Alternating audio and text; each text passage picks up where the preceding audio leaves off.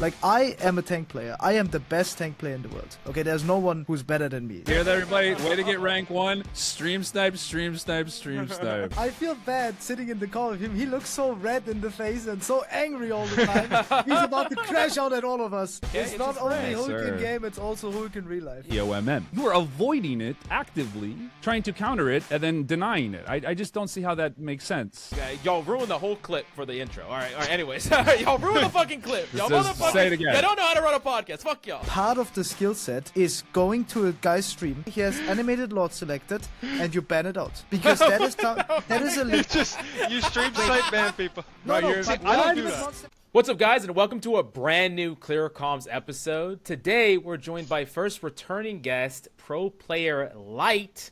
What's up, bro? I'm chilling, bro. Thanks for bringing me on again. Always a pleasure. Yeah, hell yeah. I can't wait to talk about Jean Grey with you. It's going to be really, really Oh, cool. yeah. Yeah. Definitely one of our most requested guests Yeah, throughout for sure. Every looking time. through the episodes.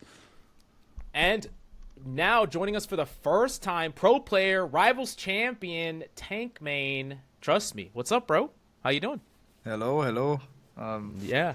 Here to discuss a little bit about the game that I love, right? Yeah. He's here to talk about how Rivals is perfectly balanced and there's nothing wrong with it. Let's go. We love Devil Dinosaur. yeah. Yeah, right, we'll Trust.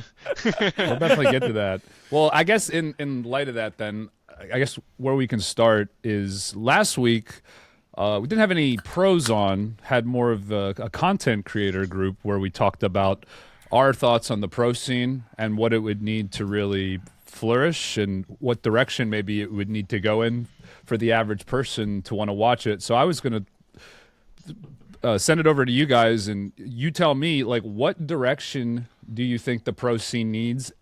And one of the things we brought up was a lot of like the most successful esports were grassroots type movements where it was a lot of the community that had like more input in the direction of the actual rule sets of the games, the bans. So I know, Trqstme, you had a tweet recently where you talked about a custom game mode.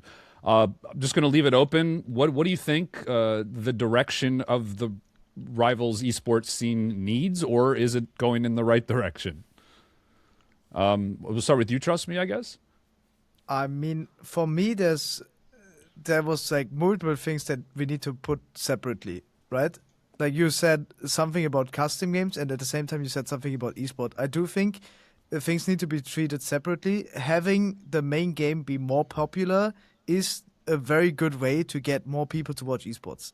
The more, I mean, you can bring in like 100,000 people to the game, and now 10,000 of them will watch esports. That already is way more than you had before if you don't bring these people in. And having custom games, you know, and creating content with that, you know, making hide and seek or geoguessr content in Marvel Rivals or anything that you can like create in the custom games, you know, 6 versus 3 with goals, and they have like twice the stats or something. And stuff like that, you know, funny stuff that people have in other games that would be something to attract more people to the game. But when it comes to esports, there's a different perspective you can have. I don't really think one thing that is a problem for me is if the gameplay loop of the professional play is very similar to the gameplay loop of a casual. So if you watch it for the first time and you see 30 seconds, the gameplay looks exactly the same as your own gameplay. That makes pro play less attractive. And there are some heroes that will force that, and also there's not really a lot of like analytic effort when it comes to the professional scene, so people will be more confused about what they will see. You know, so it doesn't really look like there's a lot of like great plays in it right now. So would you say that's more of a result of just the way the game is kind of balanced, or is it like a lack of, okay, so there's been like a lot of complaints about Dino, for instance, because he kind of dumbs down the game, creates just a brain. Yeah. Okay, there you go. Yeah. And I guess what I'm kind of where I'm getting at is the game's balance a hindrance to the viewability of the esport? Would you say? I mean, it goes back to what I said, right? The problem with Dino is very simple. You have a character that gameplay loops is very similar to the people that play in lower rank.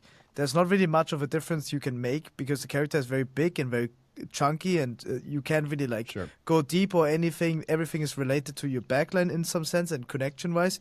Like you can go up in the right moment, but if your backline doesn't walk up in that time window, now the timing to walk up is suddenly bad. So the experience you have on Dino usually isn't the greatest if you play for longer than like 1 hour a week.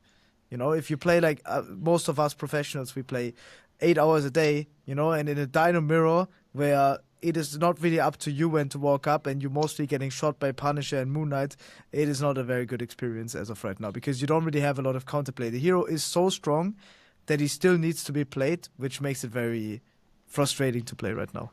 So would you say that one of the problems with the character is the lack of skill expression throughout his kit and the value of his skill floor is what you're saying? So like even when played at his base floor, he's getting like unbelievable value. It'd be like if Squirrel Girl for some reason was so powerful that she'd see play in pro play, and then she's like dominating in low levels too, or like Penny, just like hypotheticals like this. Yeah. Like, It's like the problem is also that you don't have other choices.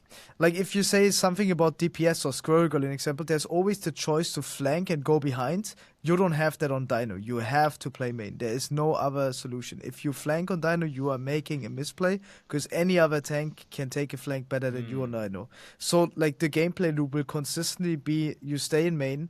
You have to rely that, like let's say the enemy plays like a hybrid Dino dive comp and they dive your backline. If your backline doesn't clear the hit well, you cannot walk up. And then you're stuck never walking up eventually. And when you do walk up, you end up dying for it, even though theoretically your backline should have cleared the hit sooner. Right. So the gameplay loop of the hero is just not nice to play. So how do you reconcile this? So like one of the problems, I think one of the reasons that a lot of casual players are kind of really hating on pros right now or like rejecting like pro mentality is because like in their mind they just want to play like the cool heroes, right? Like they don't care about the pro scene all that much.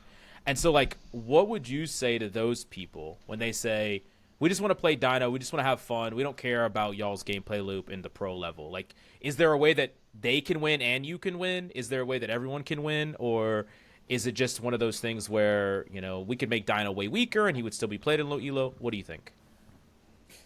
That is the hardest thing. For me, it is kind of the way the game is designed. You know, I kind of like, I don't know how allowed it is to talk about Overwatch in this podcast, but... You can talk about whatever you want. Okay. I actually looked on your YouTube. I saw that you used to do Overwatch. Diva. Yeah, I was GM? one of the best Overwatch players in in the European region, right? And nice. I played it for many, many years in top 500 and in competition as well. My problem was when Brick was released, the hero worked similar to White Fox. The reason it was released was because casuals can't handle dive. In Overwatch, dive has been perma-meta, and at least in the beginning of the game, and in Rivals it's the same. Dive is a heavy meta, and this is like a leading issue that will happen with weaker rated players. Like there's something called a skill gap to some extent. Like if you look at like Marvel Rival Championships teams that are like, let's say the Celestial teams, right? They will have a harder time killing triple support than a top 500 team because they are more connected to the hit. They focus the same target. They have better aim, so they will miss less shots. So the window of time to kill triple support and the amount of error there will be, because if you don't kill it, they will have free support ults, right? If you kill them faster, they will not have many free support ults, and then you have a way less room of error against that.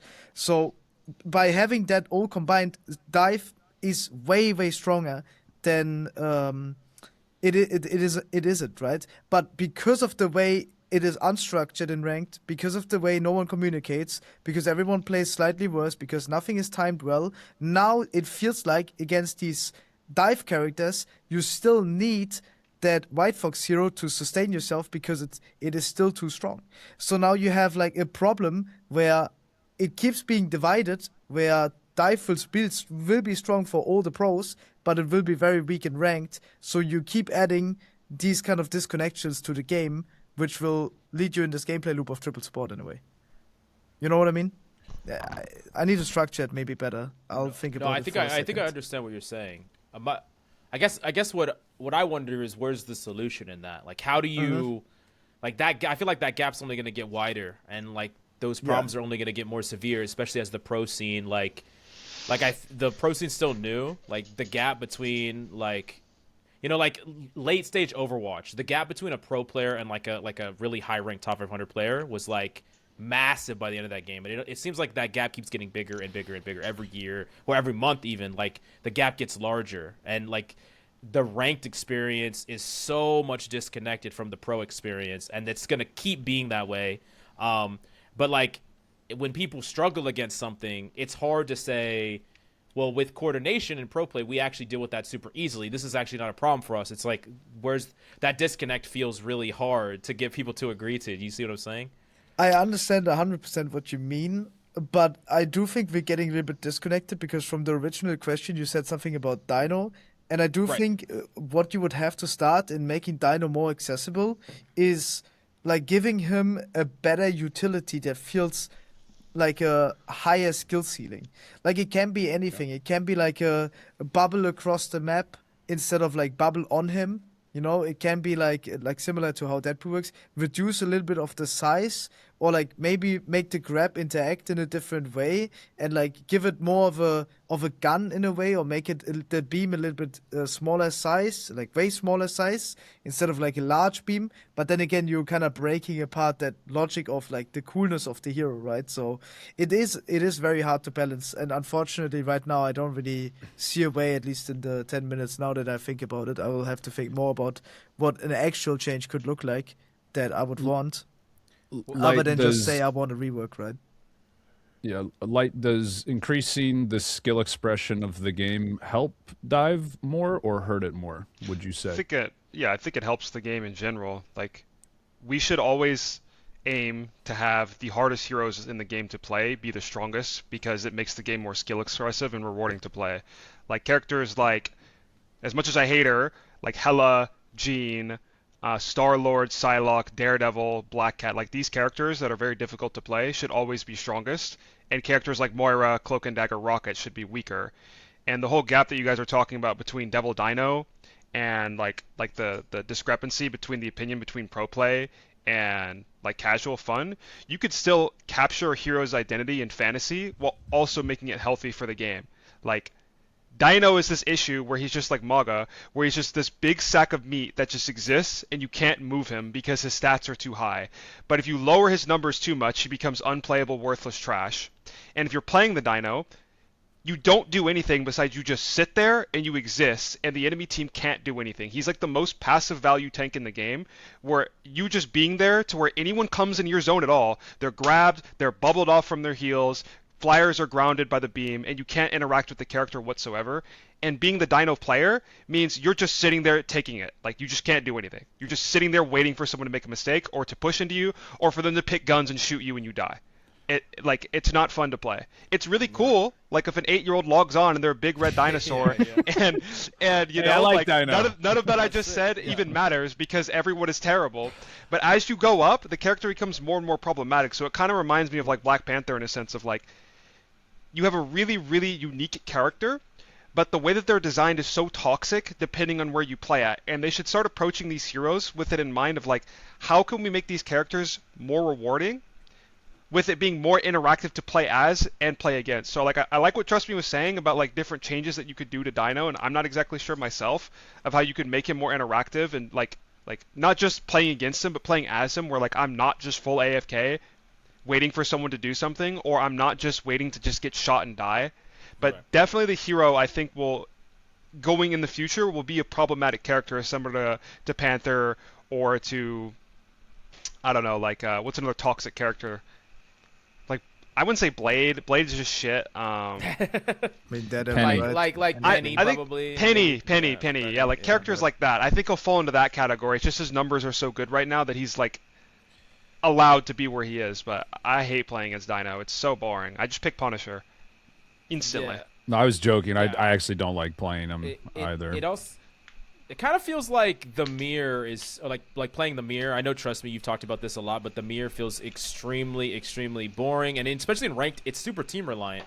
Like, if your team doesn't have a Dino threat, or like the ability to kill a Dino that you grab, like you'll never win that grab trade, and it just feels like you're just standing there. Like, you can't go in, you can't be aggressive, you can't grab him. Like, if your DPS is like Spider-Man, like I don't fucking know. Like, just shoot flankers. Like, you're never killing the Dino. If they just have better front to back than you in ranked, you just lose. Like, it's just that simple. It also shifts sometimes. Like, many people, everyone has different opinion. No, many people say you have to grab the enemy Dino first.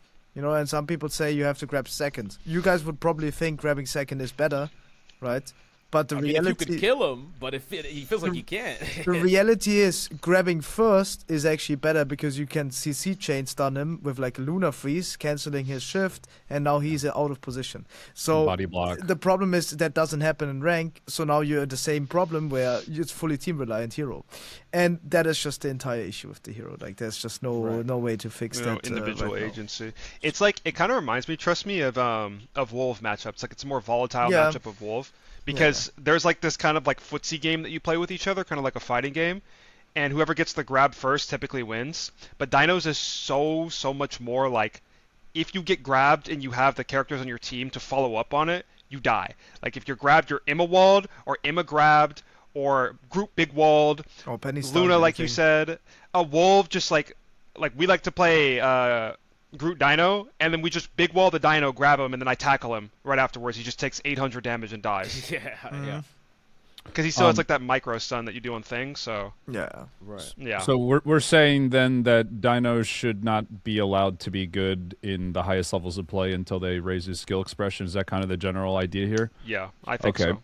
So then I got two-part question. Is there any type of hero that could be introduced that's not already in the game that would challenge Dino and create like a system of counters to where he wouldn't just be a hard meta character? I know a lot of people like talking about triple DPS. I've heard like triple healer Mantis, and you just like farm headshots on him is a really good counter to him.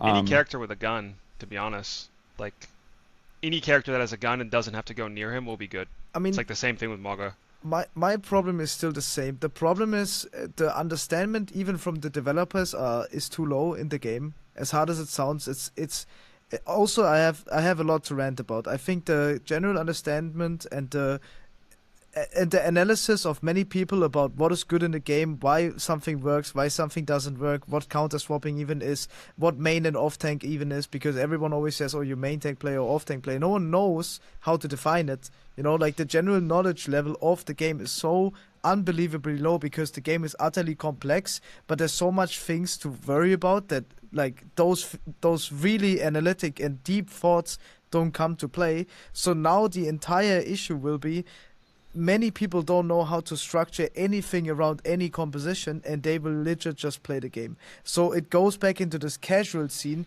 where now you need to if you take away all of the Dino's value, now you remove the idea from the casuals that the game will be fun.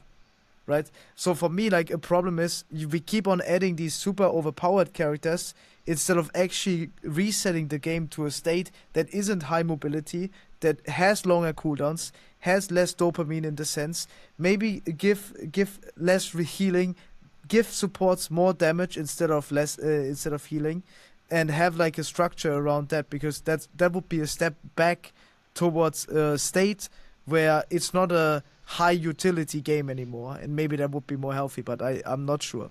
You said less dopamine. NetEase used to make phone games, right? Yeah. Yeah, okay. Yeah. Told that Call the exit. But I see. Oh, yeah. Sorry, you can go. You can go. No, I was gonna say, I think that you can still have like the max dopamine, but I think people don't actually like. When people talk about balance of the game, I don't think a lot of people think about the fact that in low elo, or like in like a very casual sense, like every character is viable and good. It doesn't really matter. The harder heroes are obviously going to get less value because like they take time and commitment in order to be better at. But like, why does someone's opinion about Devil Dino, like casual, like I want to get on and play the big red dinosaur, why does that matter more than the person who wants to get on and play Blade? Like, Blade is terrible, has always been terrible, but there are still people to this day who log on and play Blade because they love Blade as their favorite superhero, and that's great. Congratulations, right? But no one's ever talking about Blade in the sense of like, oh, well, pro players just hate the fun of the game, blah, blah, blah, and like all this conversation or whatever, right? Like, pros are only complaining about Dino because his kit is super, super toxic the higher you go up, and you can nerf Dino and have it not be in pro play without it ruining a casual person experience because every fucking character is good in a casual experience. All of them. So play whatever you want. I'm going to play a little bit of I forgot what the term is, but I'm gonna argue for the casuals a little bit because You're gonna play Devil Dino Advocate. Yeah. Oh, there. That's what I was. That was it. All right. 'Cause the problem is mostly just when something is brand new. I feel like pros are the first ones to figure it out, right? Like something's brand new, something just came out. Pros, y'all play a lot. Like we're content creators, we play a lot too. You figure out the broken shit. Like Lyte knew that Black Cat was busted like before the character. I'll never came say out. it. Like I'll yeah, never say but it. he That knew that character's shit terrible. already, right? We need to and buff so it immediately. when like pros are all tweeting and like making videos and like going crazy about like we need this character should have never been released, nerf this character. And like someone came, 9 to 5, they're coming home, they're like, "Ooh, I want to play Dino," and then like all they see is like, "Fuck this character, this character's terrible," and like that's the disconnect. And I think that we'll run into this problem a lot where like Rivals is going to continuously have this identity crisis between like this is a casual game just meant to have fun, but like there's actually ways to take this game to like a much deeper level, like y'all both do, as pros. So like that's kind of the problem that you're always going to fight, and I really just don't think there's going to be a perfect solution here. But that's what I'll argue is just like Blade. I think that over time the voices that were mad about Blade kind of quelled. But like when a new character comes out, that's when the voices are going to be strongest because people want to try the new thing. That's my devil's. I want to Dino say something advocate. about that because for me, we're talking about an actual competitive environment game, right? There's nothing to say. I mean, you can judge Marvel Rivals and say it's more of a casual game, but any game in the world, anything that is multiplayer will have competitiveness to it to some extent. Even the casual who plays only 1 hour a week, if he does that for 20 weeks in a row, he will develop a habit where he wants to push himself to a new limit because there is new dopamine to reach in the game he actually enjoys. People will say they don't care about rank, but the same people will be the people that flame. That will be the people that like maybe care a little bit too much about rank, hate on the people that throw games, all of the stuff that will ruin their experience. If they truly wouldn't care, then it wouldn't be that big of an issue. But it is, So it is wrong to say even the casuals, that is not a real thing. They will play for 20 hours in a season and suddenly they're not casual anymore and then they will actually see character flaws as well. If you give them time right now, and many people have spent time now and will now see things differently than they saw in the first week, now it's a different case. The problem is with Rivals, with new characters coming out, there is no time to experiment and there's no time to develop those feelings, which is also why for a lot of players Daredevil is insanely broken, but for the Marvel Rival developers that's not a big thing because most of the people that play the game cannot get to that state to realize how broken that is because there's already something new out that will be also broken. So we cannot really get the casuals to understand that state, and it will be the same thing with Devil Dinosaur. Cyclops will come out and all that was broken about Devil Dinosaur will be postponed. We saw it in Gambit, right? 5 months of Gambit being utterly broken because point. Watch, people he's in gonna have lower like a rank one-shot, don't like a play it beamed because it's one-shot. bad. He's gonna- Yeah, More I'm pretty sure it's 7 now. Trust me, brother. Like I think. Give it actually. anything, right?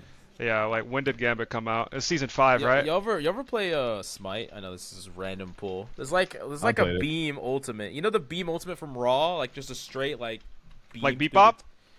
Oh yeah, kind of. But like imagine like all at once, like an instant damage, like massive beam, like All right. huge. Okay, it's damage. been 6 months. Trust me, let's check. 6 months of Gambit being the best hero in the game. WNetties. Right. Yeah, Warner Blizzard. But arc. and the problem that you're talking about is also like has always been true about hitscan. Like no one above no one underneath Celestial has ever understood why Hela is so strong. Like really, I mean, Yeah. and I'm not saying Hela's strong right now. I'm just saying like it from season 0 through 4, Hela was insane. Jean Grey's insane now. No one understood those things because only the top 1% of players are even able to play that character at a reasonable enough level to counter like the random magics and Iron Fists in your back line. Like I mean, straight up, like that always Yeah. happens. It's been a while since I've ranted about this. Trust me, I remember watching a clip or something about you talking about like the movement creep in this game, and I really, really liked how you put it. And this kind of ties in to what I'm about to say about Hela. But like fundamentally, the hit scans in this game are poorly designed, more specifically Hela and Jean, because you have a ranged character that has a stun and an instant teleport or iframe, like get off me tool, right? And in like every other hero shooter, the ranged hit scan character, because they have advantage like that, like the safety of being able to sit in the back of their team, 0 risk, unlike a melee character, and do damage and get kills. They should be vulnerable when you close the gap, but it's not like that in Rivals up until Daredevil and Black Cat and the addition of like tank pool, dive tanks being better, Angela. Like they've added characters that have kind of remedied this issue. But when the game first came out, Hela was uncontestable Demon Lord because you can't play Star-Lord into it. All the dive tanks were terrible. Hawkeye still had his one shot. You had the Punisher rocket, like super spam, infinite ammo thing, and like all the range characters dominated at every single range. So why would you not just pick the gun? It's kind of similar to like why Iron Fist is a terrible character compared to Punisher most of the time. Iron Fist has to take risk. He has to get into melee range, and when he uses his block, he has a burst of high sustained damage per second. Punisher has the same damage per second, but in the safety of his team. Now, you can actually dive Punisher, unlike Hela or Jean, but back in the day, like, these options didn't exist. Like, there was no DD, there was no Black Cat, there was none of this stuff, so it was, like, really, really, really frustrating and problematic to play against, and Celestial player, or, like a lot of people on Twitter don't understand that, like, in Overwatch, Sojourn doesn't have a stun. She has high mobility, she has a hit scan one-shot, but she doesn't have a stun, thank God. Black Widow, super vulnerable character, but when you got to close range, she doesn't have a fucking kick that can hit you in 360 and one-shot you. Like, Black Widow's obviously a terrible character, but her kick, everyone can agree, the kick is horribly designed, should never exist on a sniper, ever. It's kind of interesting, though, what you brought up, where, like, they have remedied that problem through new heroes. I think that will always be NetEase's philosophy. Like, they've kind of shown us that they are not willing to reel back the power level of a character. Like, I don't think we'll ever see Hela lose her stun and get reworked, or Jean lose her stun. I guarantee you, bro. I guarantee you that Hela will be power crept soon. Like, I would say, I agree with you, but all I'm saying is that I'm not saying that they should do this. I'm just saying that NetEase just wants to do more. Like, they want their next character to do the better thing, not take old characters and make them worse. They like the next, instead of nerfing Black Cat as an example, the next support is gonna have some like iframe stun cancel, like, and then there's gonna be another dive tank that has a cancel to that. Like, they keep one upping. Like, that's their solution. That's kind of where I wanted to actually go with it. Is there a world where this type of style of balancing the game like works? Because, you know, trust me, you said the patch cycle comes so quickly. I always like to use this example. Super Smash Bros. Melee, obviously, Nintendo just goes on to their next Smash Bros. Game, and Melee's just been sitting there now for over 20 years. And even almost 20 years into the game's lifespan, it was more about 10 or 15, the meta still changes. Of course, I'm referring to a character known as Amsa, who made like Yoshi. He won major tournaments with Yoshi, which at the time was considered like 21st on the tier list out of 26 characters or something. And then characters like Pikachu with Axe and stuff. There's people who find ways to win on heroes. Does Rivals have that level of depth to where we could benefit from slower patch cycles, or do you think the game's mostly figured out? And do you think this quick balancing, is there any way it works out in the future for the game? I need to make myself a quick list about what I all want to talk about. I want to talk about the point before. What was it again? It was like the movement creep. I'll write it down real quick. Movement creep and current. What was it? Current level of metas or something? Oh, patch cycles? Patch cycles, yeah. Okay, so there's multiple things to be said here, and a lot of things are very important. First, we will start with the patch cycle thing. The thing with like a lot of titles, let's say Counter-Strike, Smash Bros. Melee even, right? If we want to use that as an example, Valorant, all of these games, there isn't as much content to the characters, so the like people, like not even the pros, because you said it yourself, right? The pros figure it out the fastest. Now there isn't as much time because there's new content added to the game, so there isn't as much time to figure out new metas with what you have in the moment, right? So even when Hela was hard meta for the pros, there wasn't as much time to figure out how to counter it because there was not options you had now that you have then, right? So it changes with that dynamic, and with everything that comes out, metas will change more quickly than they do now, and especially for the lower rated players. Because why would they worry about Hela now when it's literally unplayable, when everyone tells you it's unplayable? So when it goes back to what we had with slower movement on the map, no one will know how to play Hela, so you will invest that time again, right? You have to consistently invest time, and the casuals have take longer time to understand stuff. So now you have more people that will not understand the game every single season and will not understand metas every single season. So when that is the thing, they will have wrong takes about the game that will maybe lead to wrong results when it comes to actual balancing ideas around the thing. And they will suggest it to netties. And it's the same with netties workers. All of them are trash at the game. I have to say it. I was there in China, and most of them don't know how to play the game. And it's okay. It's not their fault. So you're saying there's a trick. You're saying there's a trickle down of information, right? From the pro play to the high rank to the mid rank to the low rank. Sounds like he's saying the player base is getting worse. But No. because that trickle down takes so long and there's new patch cycles, they're constantly behind on the knowledge, right? Is that what you're saying? They're falling further behind. No, they're not falling behind. Because falling behind is connected to how fast you can catch up. With the resources that are there, unfortunately, there's not enough. As I said, the casters are not good enough. As hard as it sounds, they don't know enough about the game. They're not deeply analytic about it. So the people that watch esports will not watch it to catch up, because it doesn't lead to them being able to catch up, because they can't relate and understand, right? So the analytical value from it is too low for them to understand. So, and that is the case everywhere in the game. There is not enough knowledge in the game from people to share, to get value from it. So that doesn't mean the player base gets worse. That just means it will always be a new season where they will stagnate with their current knowledge, and they will only learn what the current season will teach them, even though there is way deeper analysis to the game, which is the actual cooldowns and what the actual value of the game is and what you play as of right now and why what is being played. Many people will not be able to share their thoughts on that because they're so focused on learning new stuff at the time. Right? Because look at it from the perspective. If you're a casual, you have 1 hour a week to play, or let's say 3. Every single pro player tells you need to be able to play every hero, because things can be banned out, and when you're banned out, you can't be handless, and you need to pick the right hero in the right situation, and the casual doesn't have time on those heroes, and he cannot invest that time because he doesn't have enough time. So you will be forced to learn only one hero, and then you will naturally fall behind, but there's also a way to catch up, but you can only do so at a time. So you will never be able to fully break that barrier if you don't invest outside of knowledge. If you have to invest more into other knowledge, but that's hard. It's not easy, right? Because it's not fun. That's the problem. It's not engaging for the casual. It's not nice to hear as a casual. You have to learn 13 heroes if you want to make it fun, Marvel Rivals. Are you arguing in favor of maybe slower patch cycles so that gap would be less, or do you just think this is a problem that was going to happen no matter what they do? It's hard to say.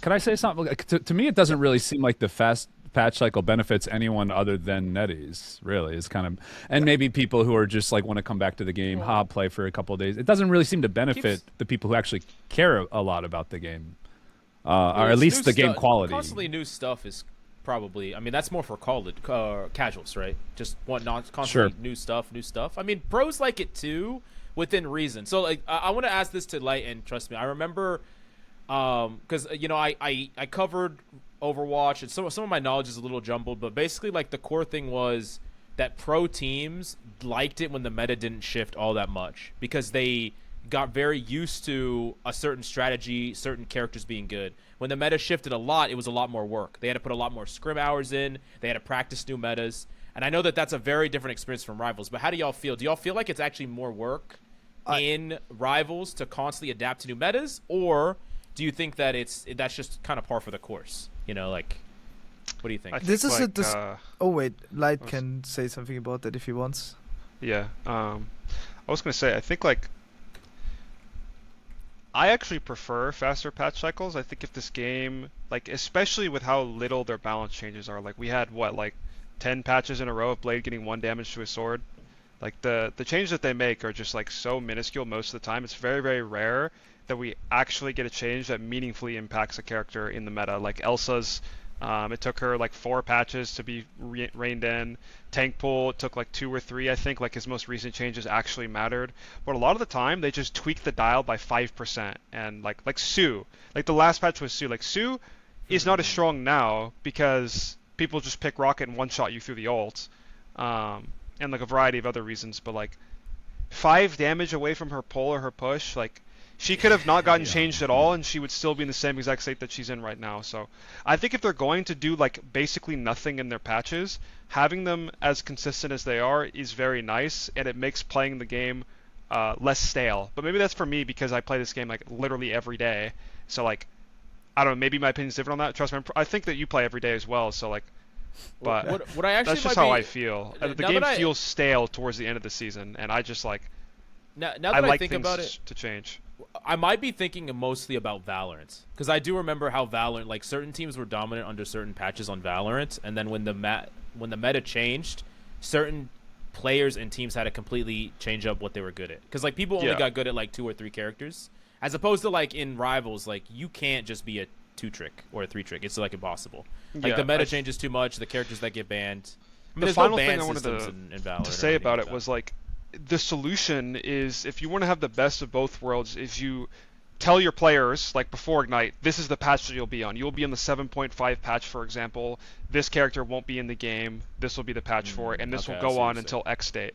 Now, the problem with that is that playing ranked now becomes worthless for the pro players because it's a different game, basically. It's also kind of hard to connect for the casual player as well. There's always going to be issues with both ways, but I really, really would prefer the game to be constantly updating, because that is also better for casual players as well. Like if we slowed the patch cycle down to every 2 months or something, and then I pull up the patch notes like we do every month, like it's Christmas morning, and I read through the changes, I see no nerfs to Jean Grey, no nerfs to Gambit, I see Blade's 1 damage on his sword, and I know I have to wait 2 months before something else. It's just going to make the game horrible, and like no one will play. But maybe they would be better patches too. No, I will say something. The problem is the root issue. The root issue is that they don't know how to make a better patch because they don't have enough experience with the game.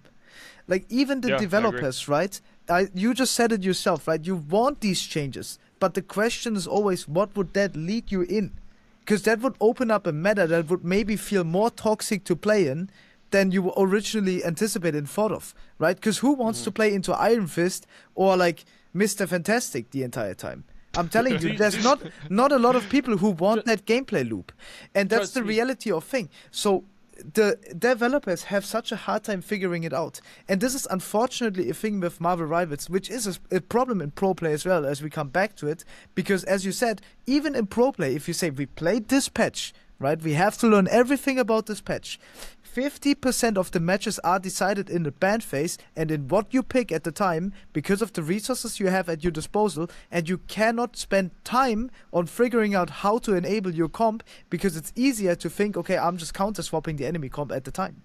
Because this game is not a skill expressive game to the point where you play the exact same mirror matchup as the enemy is. It's not like we play Brick Winston or Goats versus Goats in Overwatch, you know, against Goats versus Goats. They also play Goats. We play the same thing. So now we talk about how do we enable it, who gets the bubble, what do we have to use Graph for, what do you have to use Trank for, who gets the Zen Orb. That is not a thing in pro play and Rivals. Because it's easier to say, we just avoid that step and we go one step further and say, okay, they play this comp, we just counter swap it and we ban it out. So they're just handless.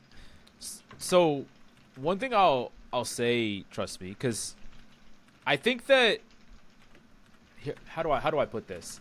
I think that if the devs really cared about balancing it in a way that matters, they would just ask y'all. Like my argument is that it's not that they don't know, it's that they don't care to balance around pro plays. Like that's I literally just think that if they actually wanted to balance it around pro play, they would literally just consult y'all. They would just consult the teams. Like there's tons of esports that have done that in the past. Because like I think at this point, everyone can agree that Gambit has been very overtuned, especially his ult, has been extremely powerful for way too long. They have to know that that's how every single player in high elo and in pro play feels, right? They have to know that. It's not that it's not like they can't figure it out. They know, they just don't care. That's my problem. Is there's legit like no like logic or reasoning behind the decisions they make around the balance team, bro. It's not really that. It's more like a trust issue itself.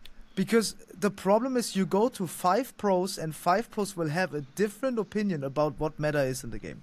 The same way that you go to any dogshit coach in the game, like let's say like any MRC coach, you know, that wins like a console Australian MRC and praises himself for winning, having tournament earnings for like 1K on his Liquidpedia page.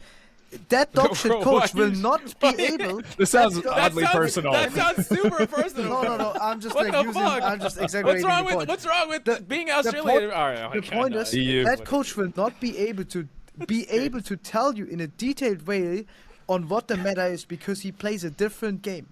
Because every single team plays a different game. Every team has their own niche ways of enabling stuff. I watched 100 Thieves this season lose to Iron Man. A character, everyone got it. Every single pro got it. How did they lose? Because they didn't have the hero pool required to beat it. And then we go back to the 50-50 skill gap, where it's a counter swap season. Now, they abused 100 Thieves' weakness, which is the fact that they didn't play Tank Pool Dino at the time because it's the best to counter Iron Man. Why they didn't play it, no one knows. They know now. I guarantee you, if they boot up the game, that will not happen again. Okay, so the meta keeps on developing. What was good 1 week ago will not be good in the next week. And it's the same for the casuals. And unfortunately, it's also the same for the patch notes for the Chinese. And it's the same for every pro. So if you ask the pro now, the pro will say something completely different in a week. So the Chinese, or like the developers in this case, cannot trust the people as well. Yeah. That is like the problem. And they also can't trust their own opinion. I have a question for you, Trqstme. Do you not think that there are certain characters that we can say pretty accurately, like Gambit, where it's like there's pretty much damn near universal agreement that this character is overtuned? What makes him I bet there's some characters like that. Because the root issue is always, for me, we have to take everything. I am one of the most analytic persons. If you know my career path, you know I'm a coach style player. You know, I'm a Crimson of the scene, right? I made sure I had VOD reviews every day with my team. We go analytic deep into the gameplay. We make sure that we are on the same day. We are on the patch. We make sure we work together every single day. We break down every hero cooldowns to figure out strategies. If you take away Gambit's resources, okay, what does he have? Because he actually has 250 HP, which a lot of supports don't. So that makes him quite weak against dive. That's one weakness you can abuse. What would you nerf to make him useless? Because it's a hero that can very easily be from the best hero to the complete worst hero in the game.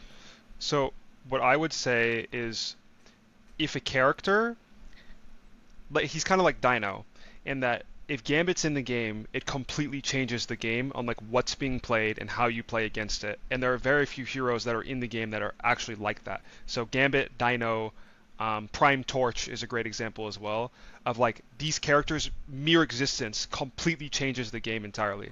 Now we could have a discussion on exactly and specifically like what type of numbers or things that you could dial and tweak, but I think I agree with you that player perception does change week to week about what the meta is. However, I do think there are like outlining examples that we can point to and say, maybe not objectively, but as close to objectively as that we can get to, this character is overtuned and should be reined in. All of us play every single day. Every single day. All of us here in this call. And if I ask each of you to define what actually makes Gambit broken, you all will have a different answer. Even if we're pros, Lyte. We will both have a different answer of what makes him strong and how he's counter-able. Because he does have weaknesses, you know. Yeah, he does. But the question is, what would you tweak in that sense? Because you didn't give me proper answer, right? Anything is better than nothing. I can answer right? your I can answer your question anything directly. better than nothing? Like they're missing the entire exam. They're not even getting the wrong answer on the exam. They're just missing it entirely. Yeah, but even if, trust me, even if, like let's say, like to answer your question directly. So I personally think Gambit's issue is his ult. Now someone could argue it's his cards, it's his mobility, it's his damage boost, like whatever it may be, like his dueling potential. Even if, it doesn't matter which one of us is right or wrong on what the actual issue with Gambit is, objectively speaking, nerf something, like Mills was saying, because it's better than nothing, and rein the character in, because fundamentally, more than anything that matters most, is the character needs to be picked less or have less of an impact on the game. And that's what we want. It brings up more variety, more draft, more characters that can be played, and that's the issue. But that is what I would argue, because what you just said is exactly the direction they are taking. they might not show it directly, but they are taking that direction based on what everyone feels. And right now, the casual player base doesn't feel that's an issue because it's consistently being banned in ranked, so they don't even experience the character as very strong because they rarely play against it as well. So when they actually play against it, they don't really want to like think about the weaknesses. They don't want to think about the strengths. They don't want to develop that 20-year-old meta that we have in Melee. Right, because there's no reason to do that, because you can just avoid it. You can just avoid the step of thinking about it, and everyone will think differently. So the root issue will still remain the same. You just got it a hero, just so other heroes can be strong, but you don't make the game fundamentally feel better. You just make it feel different once more, and then we just add a new hero that just outperforms the current hero. I mean, the game will never feel fundamentally better, in my opinion. With the new heroes and the bans and everything that the game is like. There is no achieving perfect balance in this game. It's just not possible. It's like you're chasing. It's like you're chasing the fucking carrot on a stick that will constantly move and change and go further and further. Like we reached a state of perfect balance before Dino came out, and then Dino ruins everything. Or before Black Cat came out, and then Black Cat ruins everything. Like no matter what, like we'll never reach that state. But here, real quick, I want to ask you both a question. Lyte and Trqstme, this has to do with this. So in Valorant, they have something called it's the playtest program, or not the playtest program. They have a playtest team. So they made a team with former Counter-Strike pros when the game first came out. Former Counter-Strike pros, coaches, analysts, but it's mainly with like really high-ranked good players. And it was enough to run constant scrims basically. And their entire job internally is just to grind games, like nonstop, grind new changes, grind games. They get hands on patches before people do, like far before people do. They try to break it. They try to find it. Do you think that rivals would benefit from something like that? Or would they still like miss the things that pros eventually figure out? What do you think?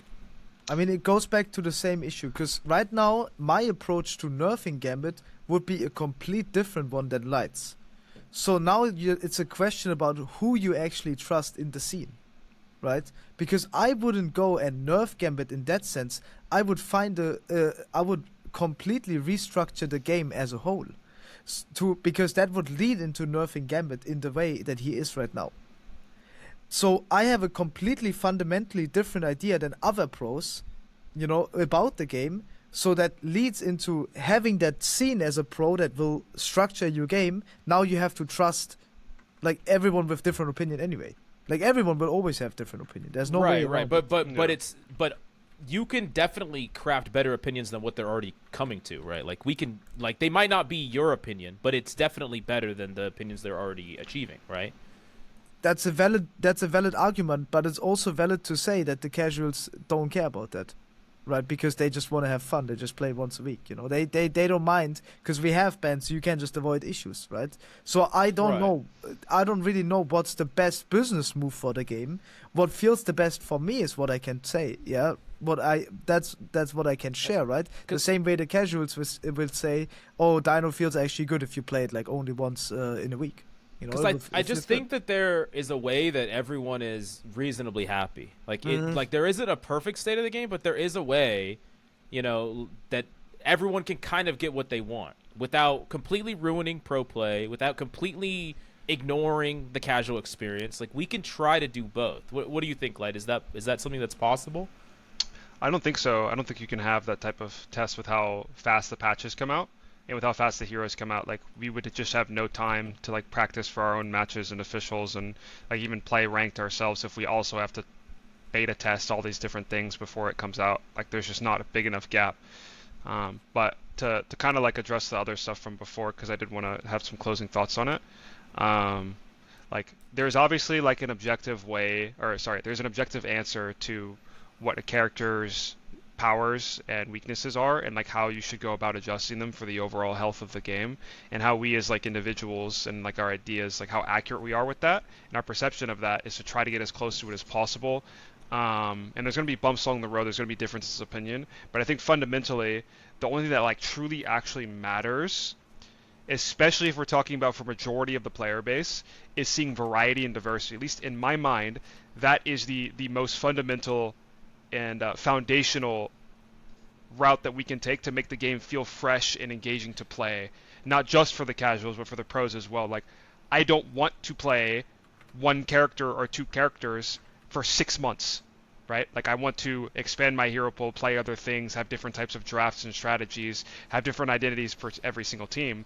But as it is right now, even though Gambit does have weaknesses and there are things that you can do to play against Gambit, every single team, damn near, is first ban Gambit. And it's been like that for 6 months. And there has been some deviation, like we have seen some Dino first bans, and we have seen strategies where people have let Gambit through in the past and won. However, the predominant strategy, Gambit first ban. Now, if Trqstme's idea of restructuring the entire game, thus making Gambit weaker, is more accurate, more objective than mine, that's fine. I'm okay with being wrong 100%. Or if my idea of just nerfing the ults is fine, that's great too. Like, it doesn't matter in my mind. The end goal should be, let's see less Gambit and more of other characters. Trust me, I want to hear what you have to say about like your idea for the game. We'll definitely get to that. But to me, I feel like we're kind of just overcomplicating it a little bit. I mean, at the end of the day, we are playing a game. There are some like core pillars that we can agree on when it comes to balancing a game. I mean, we've already said one, like more skill expression is better than less. More player choice, I think, is a universally, objectively, like well agreed upon thing, is going to make a game more fun. When I have more options, more things I can do, as long as it doesn't like take away from someone else's fun. That would be another thing. Counterplay, right? So when we look at something like a Gambit ult, you say some people would disagree on the different changes you'd make to it. To me, you just gotta, like, for balancing, go back to those core things. Okay, so like, how do you give Gambit players more choice and like more options, more things they can do? Maybe you can aim your ult and put it on one person. The effect is even stronger or something, right? Like, but just probably not a good idea. But like the idea of Gambit on paper, I actually really like him as a hero. Like, I think what he represents is fine. I think maybe where the disconnect lies is how tuned he is for whatever rank. But I just kind of wanted to get that, because when you talk about balance, there has to be some kind of like rule to it all, like some overarching philosophy. And if you don't have that, which I think we're arguing kind of the devs don't, right, then the game is just going to look what it is now, where it's all about counter swapping all the time and not actually like being good at something. Would you guys agree with that, or because to me it's, I already stated that 50% of the games are won in draft. So okay, in pro play. Yeah. So what would a season look like with no swapping then? What would that look like? Would that expose certain heroes, certain strategies that, you know, like with a season with no swapping, if you really think about it, win rates start to matter at that point, right? And then it's more about, but that's really not what the game is. I think if you had a game where there was no swapping, you would just see a lot of characters who are strong and applicable in a lot of situations. Right. Like you would see Gene. probably a lot of Gene, right, a lot of Tank Pool, a lot of Daredevil. I think you would see Cap as well. I think you would see less Black Cat actually, because you don't want to be playing Black Cat into Daredevil, especially if he has resources. Like, you can, but there's this kind of interesting dynamic between the two where like Black Cat doesn't really interact with Dino. Dino gives Daredevil cancer, but Daredevil gives Black Cat cancer. So it's like, but if you're in a game where you can't swap and you know the enemy team isn't going to be on Dino, you're going to be on DD like most of the time. What if they just mind game the fuck out of you and walk out as Thing? Then like there's stuff there on would be. It'd be interesting. You can't like. But you would never play Thing because Thing is too. No, but too, if they walk out of spawn on things that you counter, they cannot swap. That's the Yeah, see but what I'm the saying? thing Like, you're is, literally that would coin be flipping the part whole of game. the skill ceiling. Like the Right. skill ceiling, like even like we can say 50% is won in draft. Being able to draft and being able to like expose the enemy's weaknesses and abusing that to your advantage, that is part of the skill ceiling in pro play. You know, Right. Yeah, it is. So Why would That's it? a good point. What and that I think And is the same thing where would happen what if NetEase you- is trying to do. Okay. Like, or at least if I try to give them any credit at all, it's that regardless of the state of the game, the ban system gives y'all some amount of skill expression and agency over other teams. Like top teams that have good, they're flexible, they know how to play and adapt. Like they can adapt to whatever meta is in front of them, and they know how to research and like understand enemy teams like strengths, and they know how to run the ban phase. Like it doesn't really matter what the meta is, the top teams are still going to be consistently strong because of they can do all those things, right? They know how to do all those things. And so like that's the one way that like I mean, I'm just thinking of like other pro metas that never had a ban system like Could that. I- Like Well, think real about- quick? early think about, like, League. Overwatch, like Valorant, Yeah. like there's no ban system where you can kind of mind games, like win Mills, the game early. Like I gotta interrupt you. So Yeah, like yeah, if you had no swaps, you'd have a hero select phase as well, not just a ban phase. And that's part of the strategy as well. Well, I was yeah, thinking like skill League of tree. Legends. It would be Yeah. part of the skill. Yeah, I mean, in yeah. League Exactly. of Legends, they Yeah. also they also yeah. think, okay, they will probably roll out on this. Right. We either go full in risk and counter swap that comp, or we Right. go something that's genuinely like really good. That we know, okay, now it's a 50-50 matchup or a 60-40 matchup, and we can actually win with skill. Like that's I very, think it'd be way I more personally- interesting. well, I personally, personally believe that hero shooters, like swapping and like hero shooters, I think go hand in hand. Like I don't think you want to remove that. Now we can talk Yeah. about the cost of swapping. I think that's an interesting See, conversation. I about disagree. There is no cost in swapping. I think right with now. the game this balanced, like you're just always going to swap to the best like 3 or 4 comps. It's what it seems like, at least from a well, I mean, viewing, you like could- a casual if viewer. if you made ultimates take much longer to charge, which is a change that I'm in favor of, like 40% increase from here, and then you actually just removed people's ults if they swapped. Like you could make it expensive to swap. Like if you want to reduce, I don't hate that. I don't hate because that. then it's like you've built towards this thing that you want to use. Like it's justifiable to try to make it work, even if it's suboptimal. Like like the enemy team swaps, they're getting rolled, they're losing, so they swap to something that counters you, but you have an ult and they're at 0. Stuff like that. I think that's more interesting to me. But right now it just doesn't matter. You go down to 30%, you build up ultimate in one fight, like it just doesn't matter. Like there's no cost. Just swap to the there's best thing. there's a very fine line between like the counter swapping versus like the like you want to have a situation where you can play a lot of characters in a lot of situations. You don't want the game to be full rock paper scissors like it's 5v5 roll lock Overwatch. But also you want to be able to pick characters in a variety of situations because it like rewards you for committing your time to your character and getting good at it. Like no one who plays Black Panther enjoys that they could pick the thing and then you're instantly worthless. Like that type of like rock paper scissors gameplay should not be in the game. Like there should always be an option for the player. Now it should be harder for sure. There are characters that you should be able to pick that make the other teams harder, or the other person that's like giving your team aids harder. But it should never be I pick this character and I could be 4 divisions worse than you and you're gonna get less value. Like period. So I think they should try to approach it with that of like limiting those margins of counter swap. Like you just pick the right character in the situation, you instantly win the game because it's so easy to play against the characters that they're doing. Yeah, Now what that looks like, I have no idea. Well, but I think if we kind of aiming for align that with should what you're be- talking should be a about, goal. like if we kind of go with what you're talking about, what we talked about, which is like increasing the skill expression of a character. Like, what if instead of like a zone of no mobility on thing, it was something you actually had a time, which is going to be weaker, of course, but it was like a time-based ability, and then you just gave him some other like it had a compensatory deploy time. Right. Like well, you like slam the ground and like it takes a second to come up.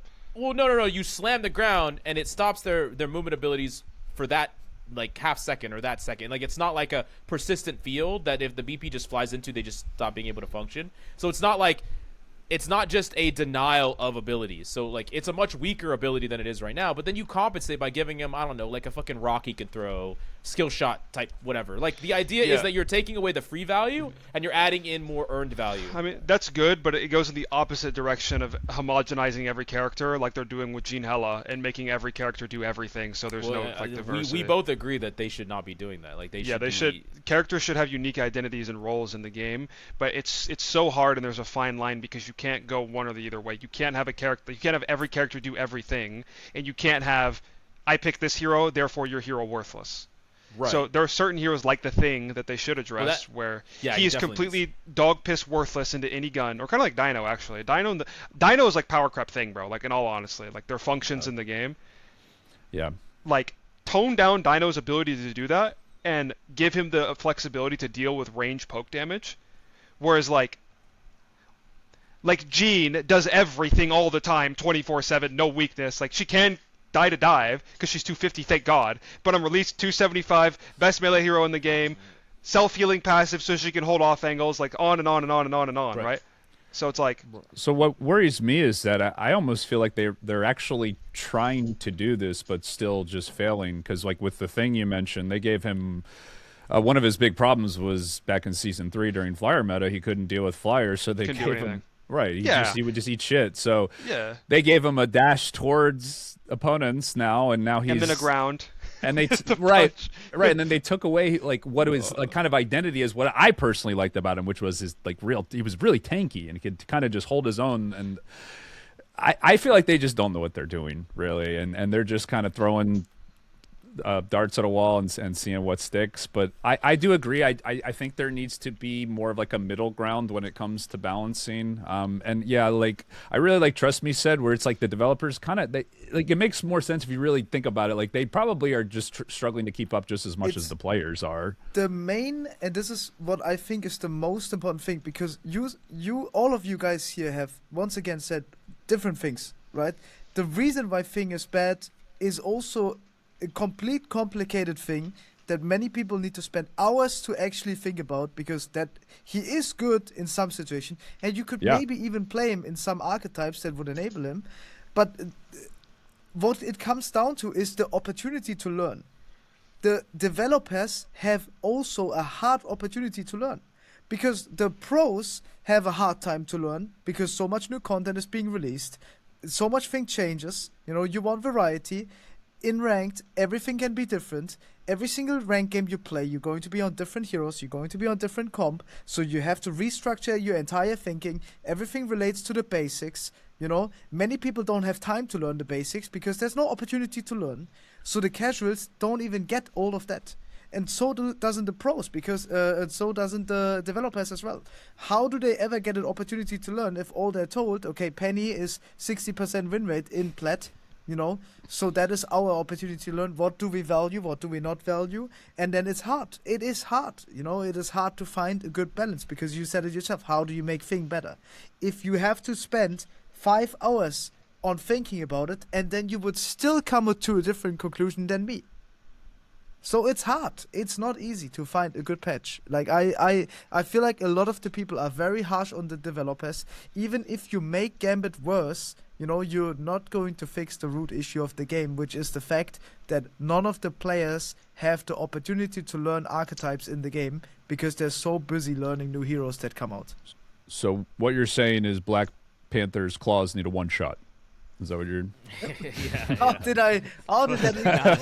This is what the casual player would say. Now, if you go through your comment section, they would say, "Well, he didn't say anything."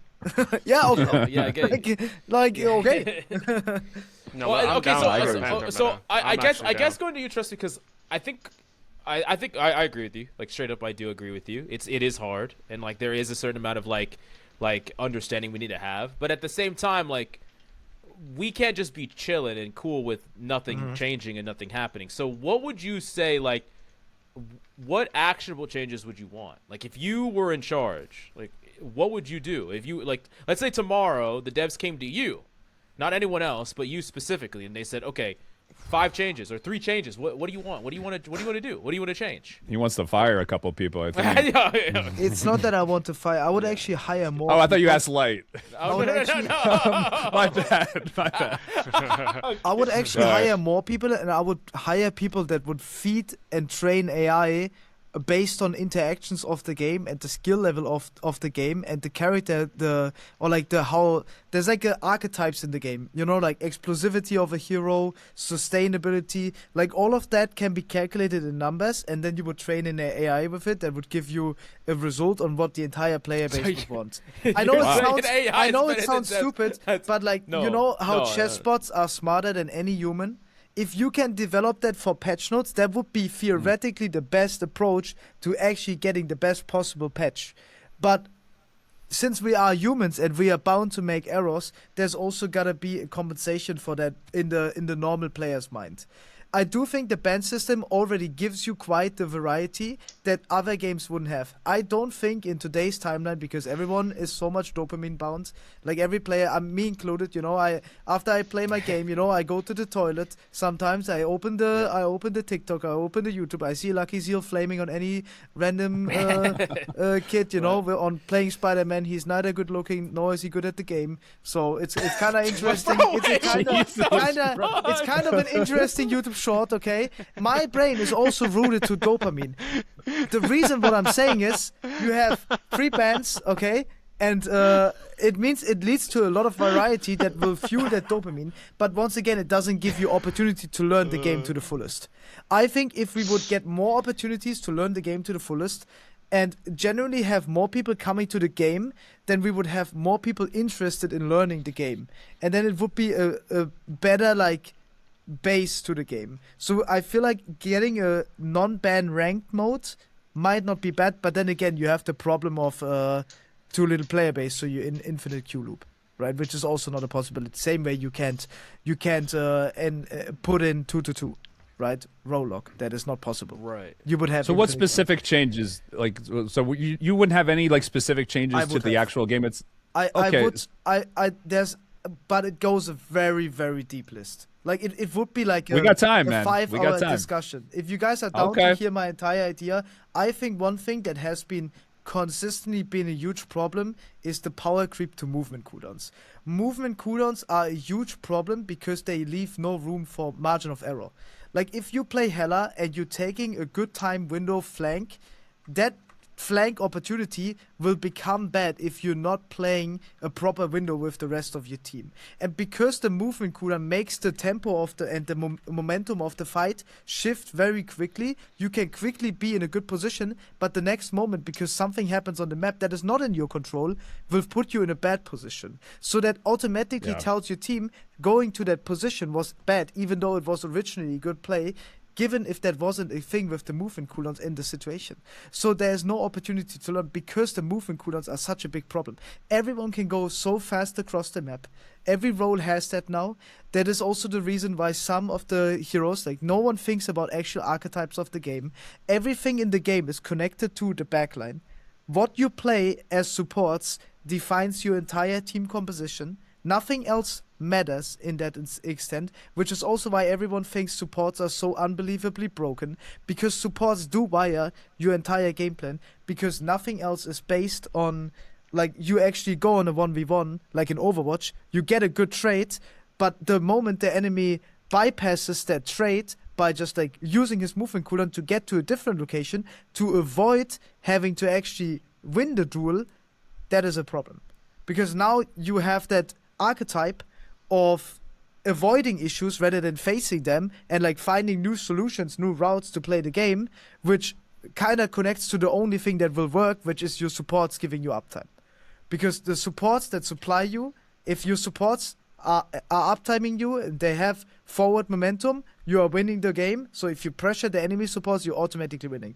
Whereas in Overwatch, going for the supports first might open a window where you will get 1v1 traded with the enemy tracer in a positive or negative way, which allows more of a counterplay to that playstyle. Whereas on Didi, why would you ever fight the enemy Didi if going for the support is more valuable?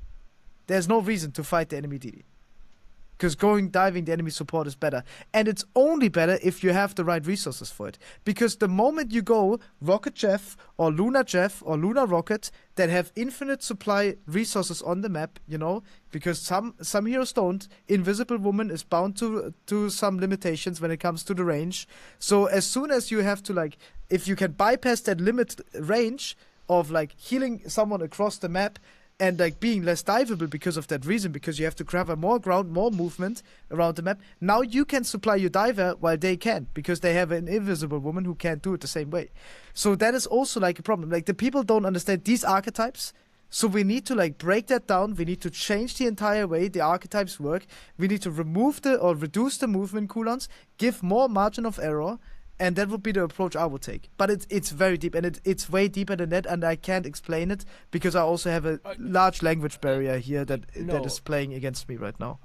I guess the one thing, so like I understand what you're saying a lot about teaching people these core concepts, but so like what I basically do all day, every day is just teach people that are in like plat and diamond, like very simple, fundamental things that they don't understand.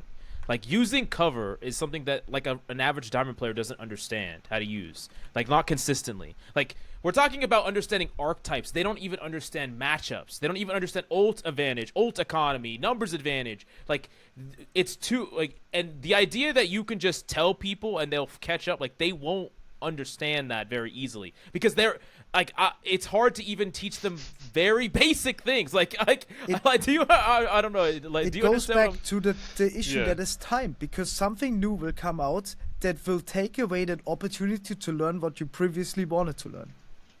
That is it. So now the player will never be able to learn. As you said, you can teach them cover. The reality right now is taking cover is actually bad. There is no instance where taking cover is good as of right now, besides if you're hiding for a play, and that is like the only instance, and that cannot be taught like from one day to another, because that opportunity will be taken away with the next patch. Because then cover might be taken good, it might be good. So that is the fundamental issue with the game, that there's no opportunity to learn for the casuals, and for the pros, and for the developers. All three have that issue.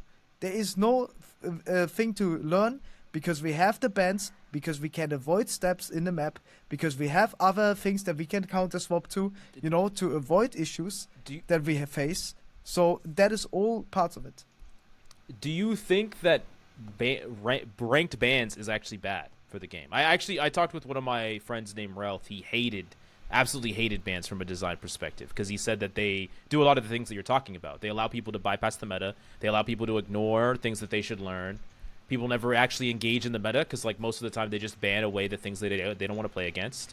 Like people don't learn how to counter swap, counter play, outplay. Like they don't learn those things. So what do you think? Do you think that like it's a band-aid fix, or like what's your opinion on it? This is the thing, right? This goes back to the entire discussion about what it leads into from a business perspective. Lyte said he wants more variety, so he would naturally think bans that lead into more variety are actually healthy for the game. While some people now think, okay, bans actually take away that opportunity to learn, which will in long term harm the game, because people will not like really care about the game in that sense, and not develop that thinking, and will like learn and associate things differently, even though they are completely different. So for some people that might work, and for some people that doesn't work. And now you have the problem of where the game actually wants to cater to, right? Because you can go any direction, the same way you can take pro play into any direction, and you can have the developers either cater towards that or cater towards that. What you would want is the game to be more popular in general. And if the entire population is TikTok brained, then you add a TikTok to the game that will make the game popular.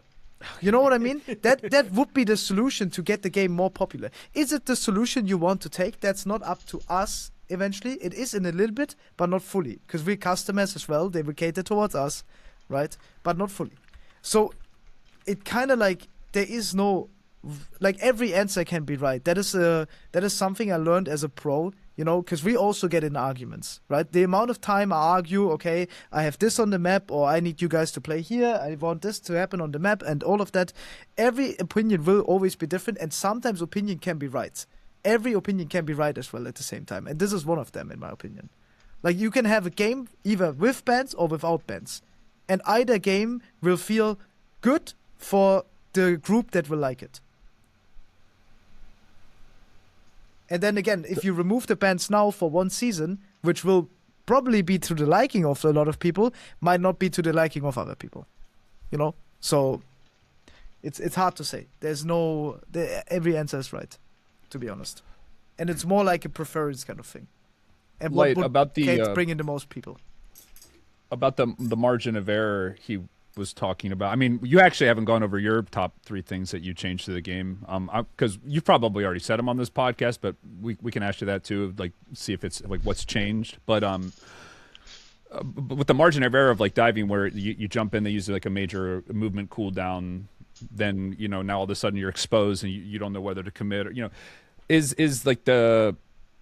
Would you say like the heal spam, the neutral heal spam is like a big perpetrator in that? Because you said something that was interesting to me, trust me, that like taking cover, there's like no point in doing that. Is that mostly just because like it's all about uptime and just playing main choke in the pro scene? Like I'm sure a lot of people watching are probably curious as well. So I'm kind of asking both a question right now. But I just kind of wanted to open up to you, Lyte, and then trust me, after that, get your thoughts on what I said about that. Uh-huh.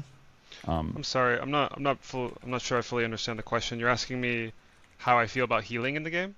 No, sorry. Well, we never got your top 3 like changes you'd make to the actual game itself, like if you were Yeah. in control. Okay. And then when he was talking about margin of error, I think he was referring to like the mobility creep and like how it gets Yeah. punished if you kind of like commit, and then now you're out of position in like a really, I mean, you play dive, so you probably know better than anyone, right? Like, I mean, I guess it's all like limits at the end of the day.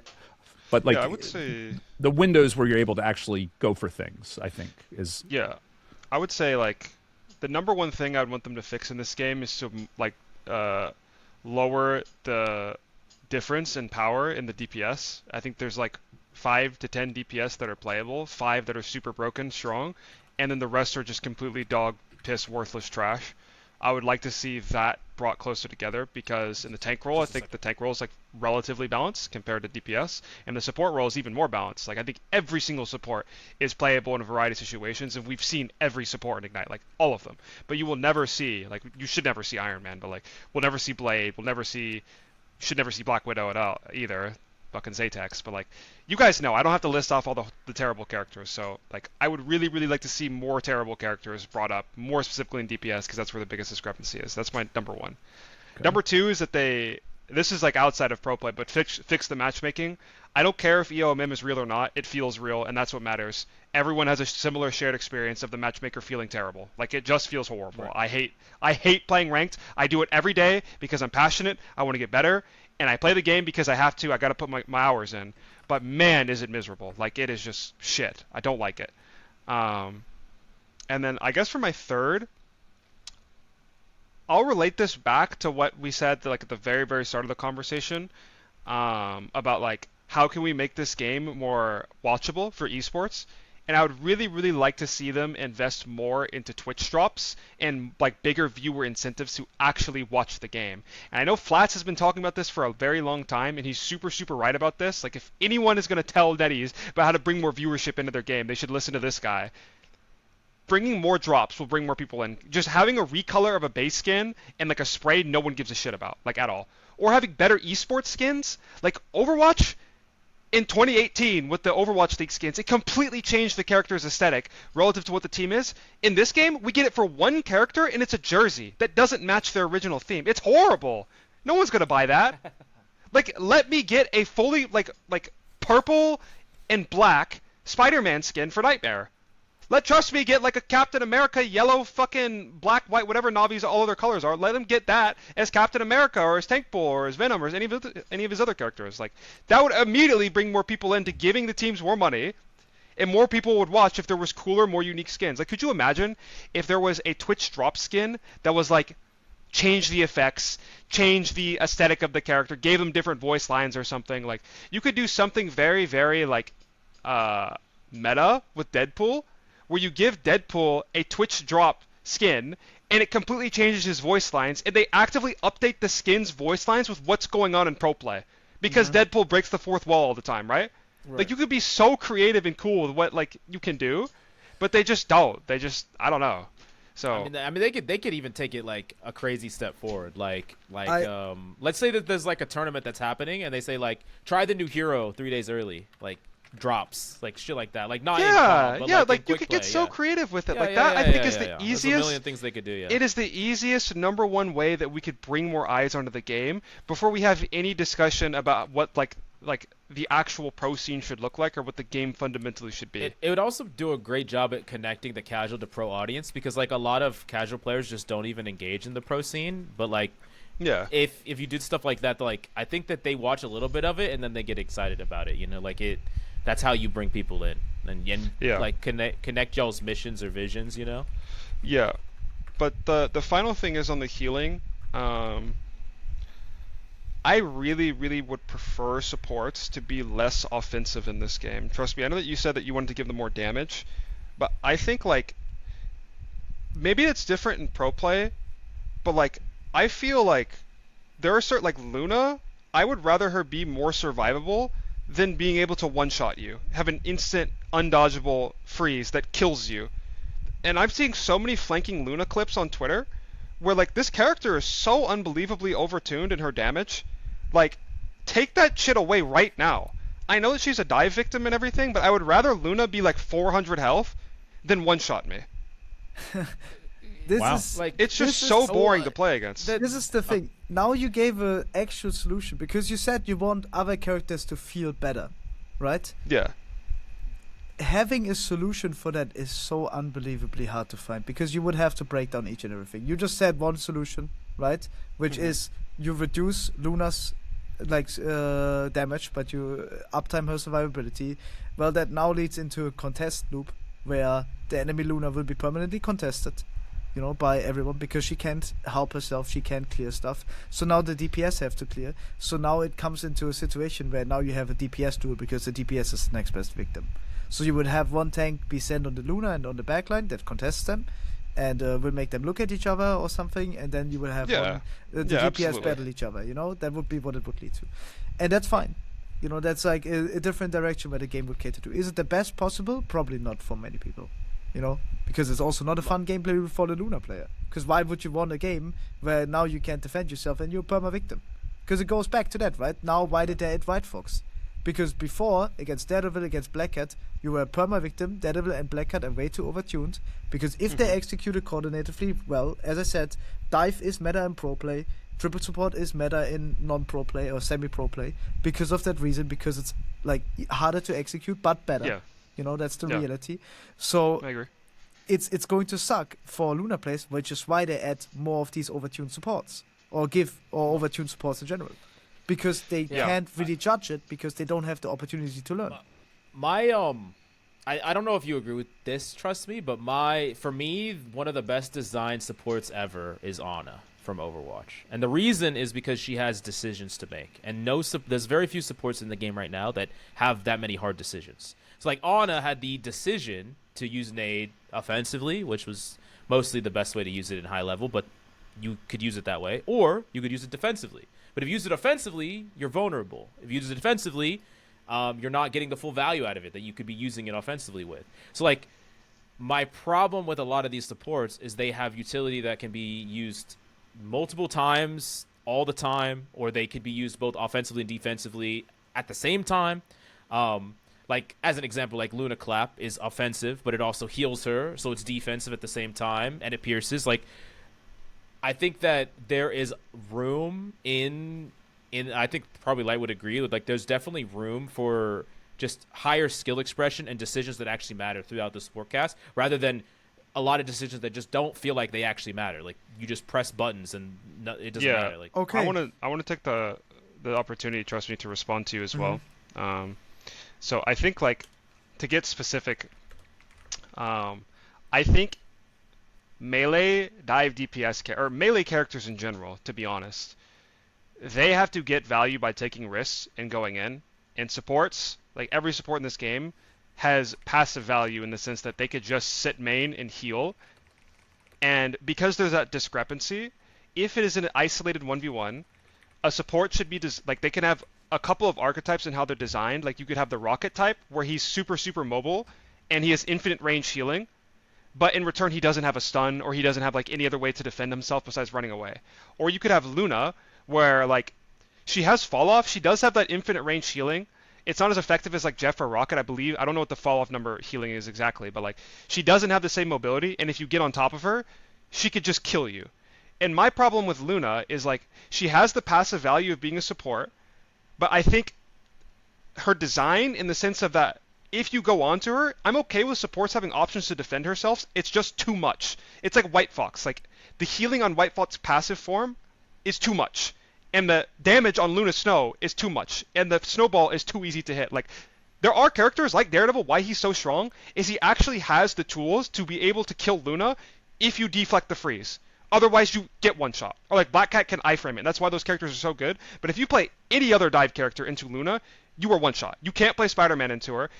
Panther, she has like 400 health. You can't even do your full combo on her and kill her. And most of the time, if you're playing against good Lunas, they just kill you instantly on your engage. If you hit the freeze at all, you instantly die. And it is just too far one-sided in the term of the support than it is in the diver. Now, at high-level play, where everyone's coordinated, and you all go at the same time, and you one-shot her, that's great, but there are things like the rocket beacon, like your own team marking, a variety of different things that you can play to stop that from happening. But I just think, like, for most people in most situations, it is too far lopsided on the side of the support in the passive value. okay, I can speak up against it. It goes back to the original problem. The reason why the supports are so strong is because the enemy has this continuous hit. You cannot clear people. It is impossible. You will have a cap flake in your backline with Dino in their team. The Dino will trade on your Dino. The moment your Luna gets contested because the enemy cap has flake and he's going to go on you, he will not be cleared because your DPS have to turn for him. The enemy cap has too many movement cooldowns to play around and bait with your attention. The same with the DD. Right, the DD can always go behind cover, always just AFK behind a wall, and he's still a threat to the Luna. The Luna can't run away, can't clear him, most of the time, at least if you're not misplaying. Right, because that's the reality. If you're misplaying, then that will happen. Or if someone else is misplaying in your team, right, whatever. Now the problem is, now you require the Luna to have that tool to defend herself if you don't want a miserable experience on the Luna. And if the Luna has a miserable experience, as I said, the entire game is rooted around your supports. As soon as your supports are dead, you lose the fight. There is no other alternative. That is the game. That is Marvel Rivals. The way to get away from that is to turn the game into less of an slop of cooldowns and HP and make it more attractable to trading. Like in example in Overwatch, heroes do a lot more damage compared to rivals. Tanks do a lot more damage in a 1v1. They have a lot less HP. Now they have more than they had in the past, right? But it also turned like that when the game released, at one point. Because Overwatch is the same case with rivals. It also got movement crept. Ana is unplayable in Overwatch right now on most maps because the heroes that have good movement punish Ana too well. The same way Luna gets punished by good movement. And the way they compensate for that is by making Luna stronger with her base kit, because that was the only choice they had. So it sucks for either side. It sucks for you as well, because if you're solo diving, as you said, and you're not in a professional environment, it feels like you would want Ana to be weaker, whereas if you're from the Ana side, it feels like Daredevil is still too strong, and we need to ban it out first, because I can't deal with it alone. I think... You know what I mean? I have a question and like a response. My response is like, whenever I'm speaking about my opinions, for the most part, they're like in ranked, so it speaks for more of a majority of player base, and I should better clarify if I'm speaking about pro player ranked. In pro play, like I think Luna's completely fine, because if you have someone else in there with you, it's like a completely different story. The freeze is single target, she's immobile. Like the damage threshold that Daredevil can instantly drop like 270 damage on you, unmissable. And despite how much like healing or regen she has from the other support, like it's still like a lot, on top of the wall hacks and everything. But my question was to you earlier when you were mentioning about how you wanted to completely redesign the game, and you talked about like, the movement creep and stuff. Do you think that if you were to nerf most movement cooldowns in the sense of you increased their cooldown themselves, or if you reduce the distance depending on the character, that window being increased increases the counterplay and response that you could have after receiving the hit, like after absorbing it? It would increase the skill expression of the time window, but it also would require more nerfs. It would require tanks to be less bulky. It would require tanks to have not be like this big HP hitbox. It would require supports to be less of a heal board playstyle and more of an angle taking and supporting your DPS in that sense playstyle, instead of like standing behind your tank and getting value from that. It would be a complete restructure to the entire game. My approach. That sounds like a lot more how Overwatch plays. Like I haven't played Overwatch in it does. I know that it sounds like that, but it wouldn't be like that. But that reminds me a lot of how it used to play when I was playing it actively. Because like I think one of the criticisms, trust me, that we've come to a lot on this pod is that it feels like the uptime of some of these sustainabilities are so frequent that like you could have a hit and then you can disengage like in ranked, and if the hit isn't fast enough, like, and it's very hard to be fast enough, you're not going to be able to hit again before they get these cooldowns back. Like they come up too often, like Cloak Bubble 8 seconds as an example. Like I know Cloak is not really that strong right now, but like just in the past, right?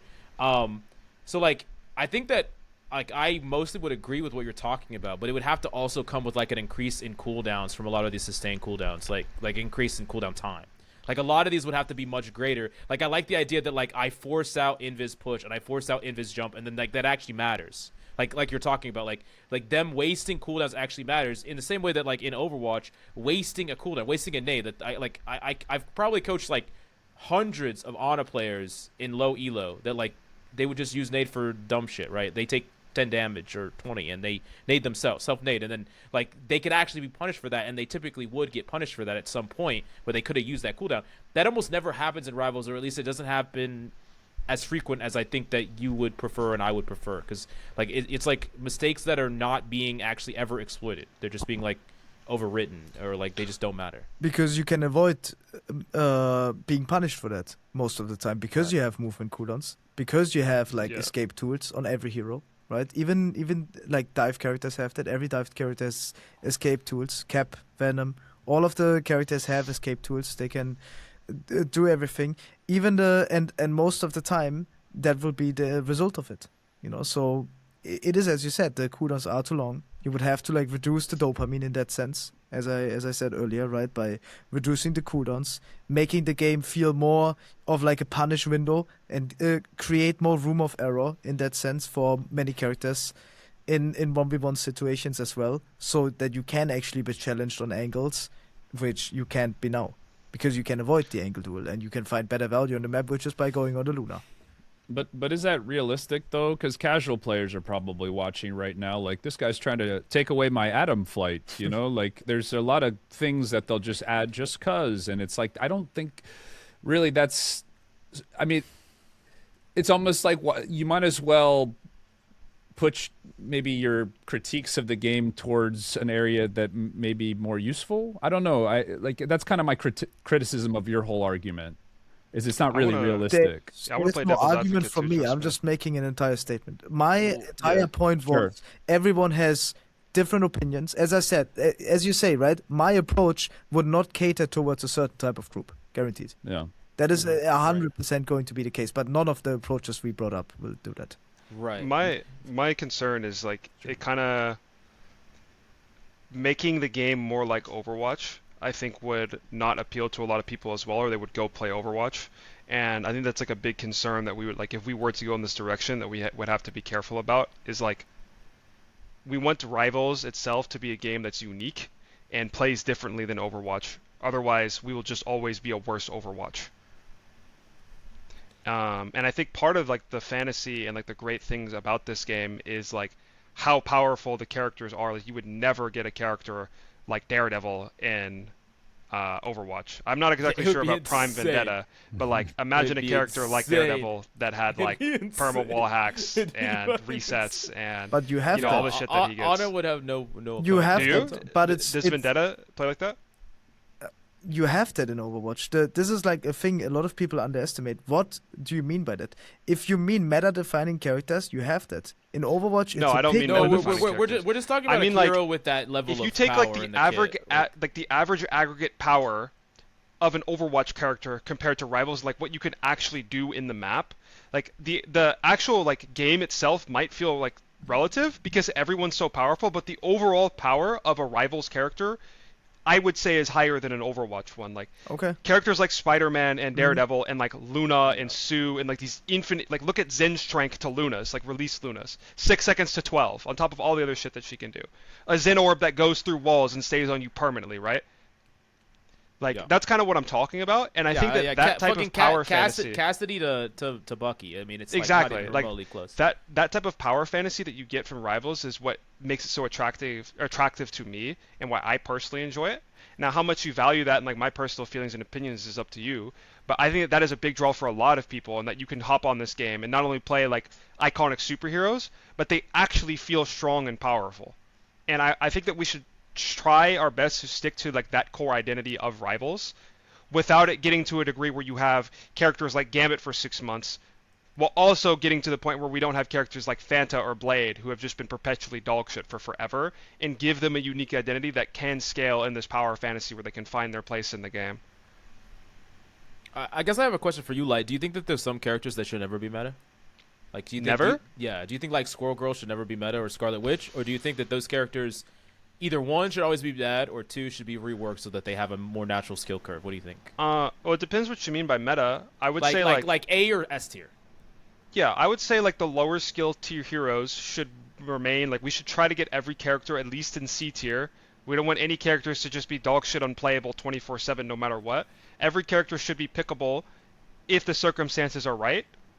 But there are characters in this game that are just like Squirrel Girl's niche is that she has a ton of front to back loaded damage. But her weakness is that she's super vulnerable. Her damage is inconsistent. She can't really deal with flyers. And so like if we can find a way to make it to where Squirrel Girl's weaknesses are addressed in the degree where it's not so easy to deal with her, while also not making her damage so overloaded that it becomes obnoxious and unplayable to play against her if you're playing a Groot, if you're playing a Strange, if you're playing a Thing, a Dino, like anything like that. Like that is the goal of what I was just talking about earlier, Right. about like we need to try to do our best to not make heroes good in every situation, but not make them unplayable in the current ones is what makes Right. them terrible now. I mean, And that's it like the probably constant challenge yeah. of balance of like this give and take or whatever. Right. And in my opinion, variety is the spice of life in Rivals, of where we should try to get as many characters in the game as possible, while also maintaining that the harder characters should more often than not be better. Right. Okay, so Hulk should be good, Spider-Man should be good, Jean should be good, Star-Lord should be good, Venom should be good, Rocket should not be that good that often, fucking Jeff, Scarlet, Squirrel, Iron Man, like the lower skill heroes shouldn't be as good as consistent, but they shouldn't be worthless. They should not be worthless. Trust me, looks like you want to say something. I'm not happy with you, Lyte. You just contradicted yourself, no? You said like Did every I? character should be C tier, but now you say the lower skill No. characters should I be said worse. every character we should try to get them in it. Sorry, let me clarify. We should try to get every character minimum C tier, as in pickable. And defining C tier is like this character has a niche that can be played in the game. And I would say like a D tier character is don't pick this character under any circumstances. Too weak, it's No. not good. Yeah. But you can still have B, A, S, whatever characters, and that's going to change over time as more heroes is added in the game and the balance. But I don't want to look at the DPS cast and see half of them being unplayable or so niche that it can only be played by a specialist in a particular circumstance. right. I think another thing. Does that yeah. clarify? Sorry to cut you off, Mills, but I Yeah, want to yeah. make sure that like I'm It's understood. valid. Does that make more Yeah. sense? That is valid. Okay. One of the things I think we also want to stay away from, and I think you'd agree with me, Light. So I know we've used like Magic examples in the past. You know, blue was control, and like I know we talked about that before. Well, there's a Yeah. concept in Magic called strictly better, which is just a card that is they cost the exact same, but one card does something better. Like one card Yeah. will say counter target spell for blue, and one card will say counter target spell, draw a card.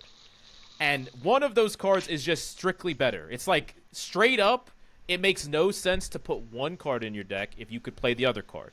And so like that is a lot like in Rivals that happens a lot where there are characters that are just strictly better. They're just they do very Yeah. similar things, but they have less weaknesses. They do very similar things, but they, you know, have more playmaking, whatever the case may be, right? So Yeah, like DD to Magic, right. Like Jean to Hella. if a character, like the more unique character strengths are, like especially if they're like on the lower power level, like give them really unique strengths that are like double down on those unique strengths instead of making characters that are just like kind of the same as one another, but one of them's just like obviously just like a worse version. That's why I think there's a big criticism to like Jean and Hella becoming more homogenized. Like they're like they should have doubled down and differentiated the two, like pushed their hero design further away. Like I liked a world where, you know, they never got rid of the spark. They hard capped Jean's damage like, you know, 10 meters or 15 meters or something like turn her into a more close range character with more mobility and stuff like that. Just to Yeah. instead of turning her into a character that feels very Hella light, and then we have these characters that are strictly better. Like give them uniqueness in their kit. Yeah, I like how Overwatch did it with their hit scans, like Sojourn and Cassidy and Soldier and Widow and Ashe Ashe. are all like very unique and like how they play and their ranges. And I wish Rivals would design their hit scans a little bit more like that. Like Black Widow, I think is a character that should be pickable in a lot of scenarios. Like it's a very skill expressive hit scan sniper character that speaks to a lot of people. I think that the kick is just so dumb on the character, and like despite her being bad, she's extremely toxic to play against. Like Yeah. she's so easy to kill with any amount of coordination. Right. But Yeah. if you're having like a pure 1v1, like what happens in ranked, you just like you can't dive her, and then she's also a sniper, so she just kills you. I It's lo- like Here's a rework idea I had. I actually talked to some Widow players about this. What do you think about this rework? So literally remove the kick. Just straight up remove the kick. I think that's the problematic 100%. Part of the thing. Give her a grapple, just like Widowmaker in Overwatch. She gets a grapple, and then instead of baton, she has like Mac 10s, like very close range SMG. Think of like Frenzy in Valorant, or like just like very close range damage. So like she could body shot someone, grapple to them, shoot them down. She's vulnerable. She can't crowd control you. You know, like if she wants to outplay a dive, she could like shoot you in the body, grapple up, and then like shoot you. Like gives you counterplay, but it's not. I kick one person and then I just get to grapple to you for free and stun you for no fucking reason. Yeah, it doesn't even matter what the rework is. Like, let's just have an identity to the character's archetype. Like, I would like to see Jean reworked into a mid-ranged, like mid to close range, hyper-mobile hit scan character. So like, it'd be so sick. Remove the stun, but decrease the blink cooldown every time she hits a headshot or something.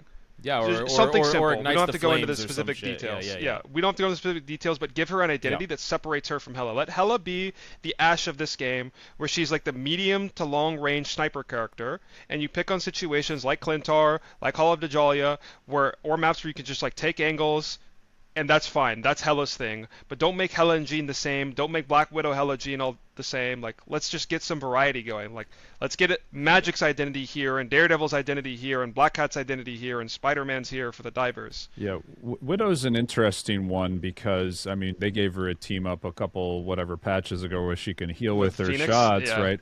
This is something we've talked about on previous episodes quite a lot, is trying to make heroes viable in the higher ranks through the team ups. And I was going to open it up to you guys. Do you think there's like a team up they could give Widow that would make her pickable in pro play? And what types of team ups would you want to see in general for the weaker characters moving forward? We can go with either one of you if you got. You can go ahead, trust me. Oh shit! I was looking at something else. I did not listen. He said You're good. Shit, you got it. Oh, no. He was asking for Black Widow, is there a team that they could add into the game, like a team up that would make her a viable character? And we were basically just talking about like how they should distinguish the hit scans from one another so that they don't feel homogenized, and give like all the hit scans ideally certain identities, all the flankers identities where they could be slotted into specific situations. Right now, any hit scan is unplayable. So, if you truly want to make a hit scan feel better, you gotta restructure the game. Would you classify Star-Lord as a hit scan, or are you talking just Hela, Jean, Black Widow? Okay, Elsa. let me restructure it. Slow pacing hit scans. Okay. Yeah. No movement, no invince frames, hit scans. Psylocke's high mobility. Star-Lord's high mobility. You know, so these characters are playable, but okay, all so the non-mobility hit scans are unplayable. So what Just if the movement creep, right? Yeah, Hela gets... there's like which 1,600 I would HP tank occupying your lane, and you don't have a movement cooldown to avoid them. So, just zero chance of counterplay.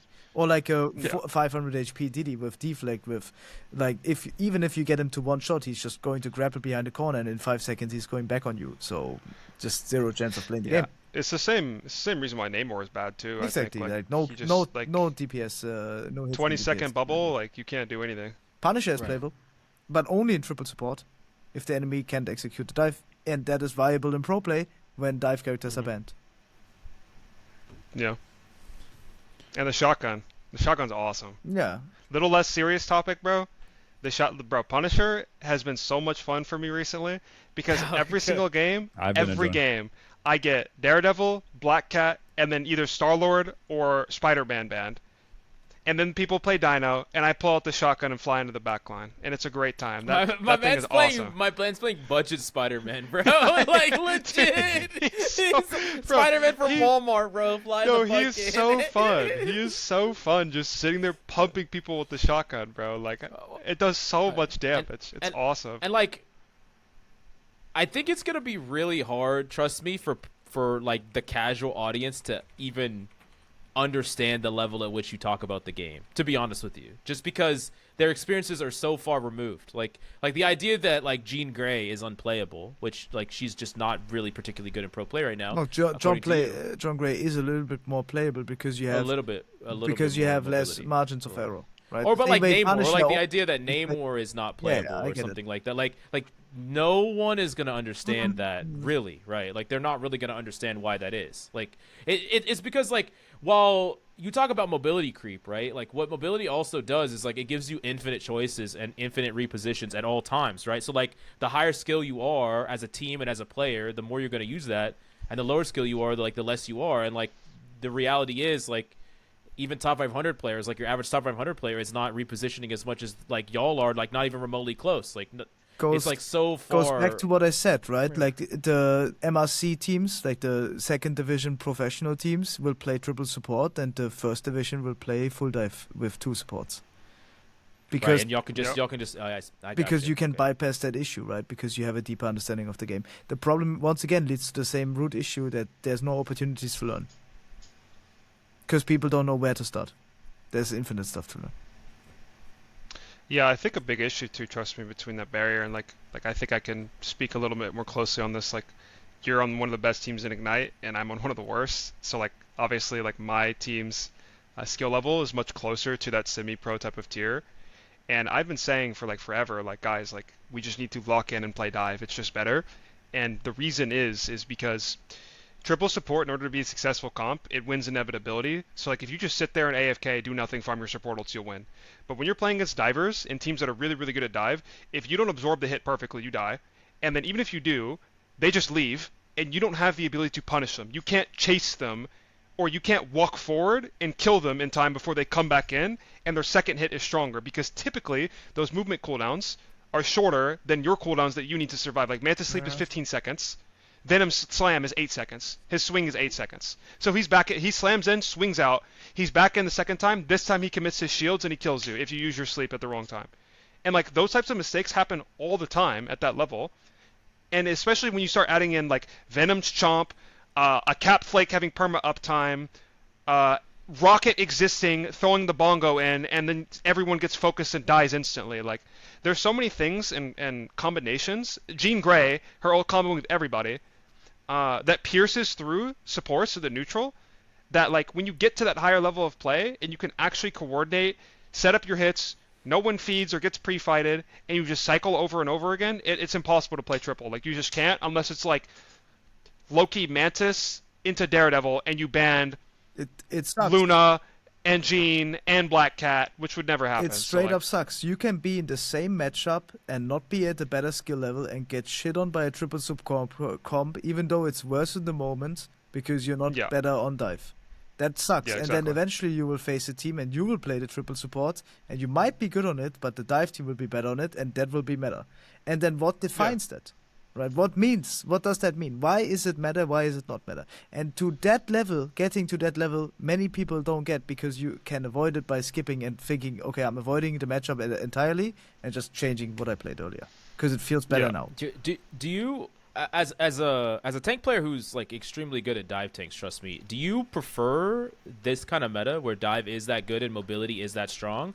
Or would you prefer like a triple support is actually the best comp meta, or like maybe back like in the old days where it was like res comp or something like that, where it's like it's not about hypermobility all the time? Like, I don't want to sound this like an ego trip, but the reason why I am successful with dive is because dive is the best.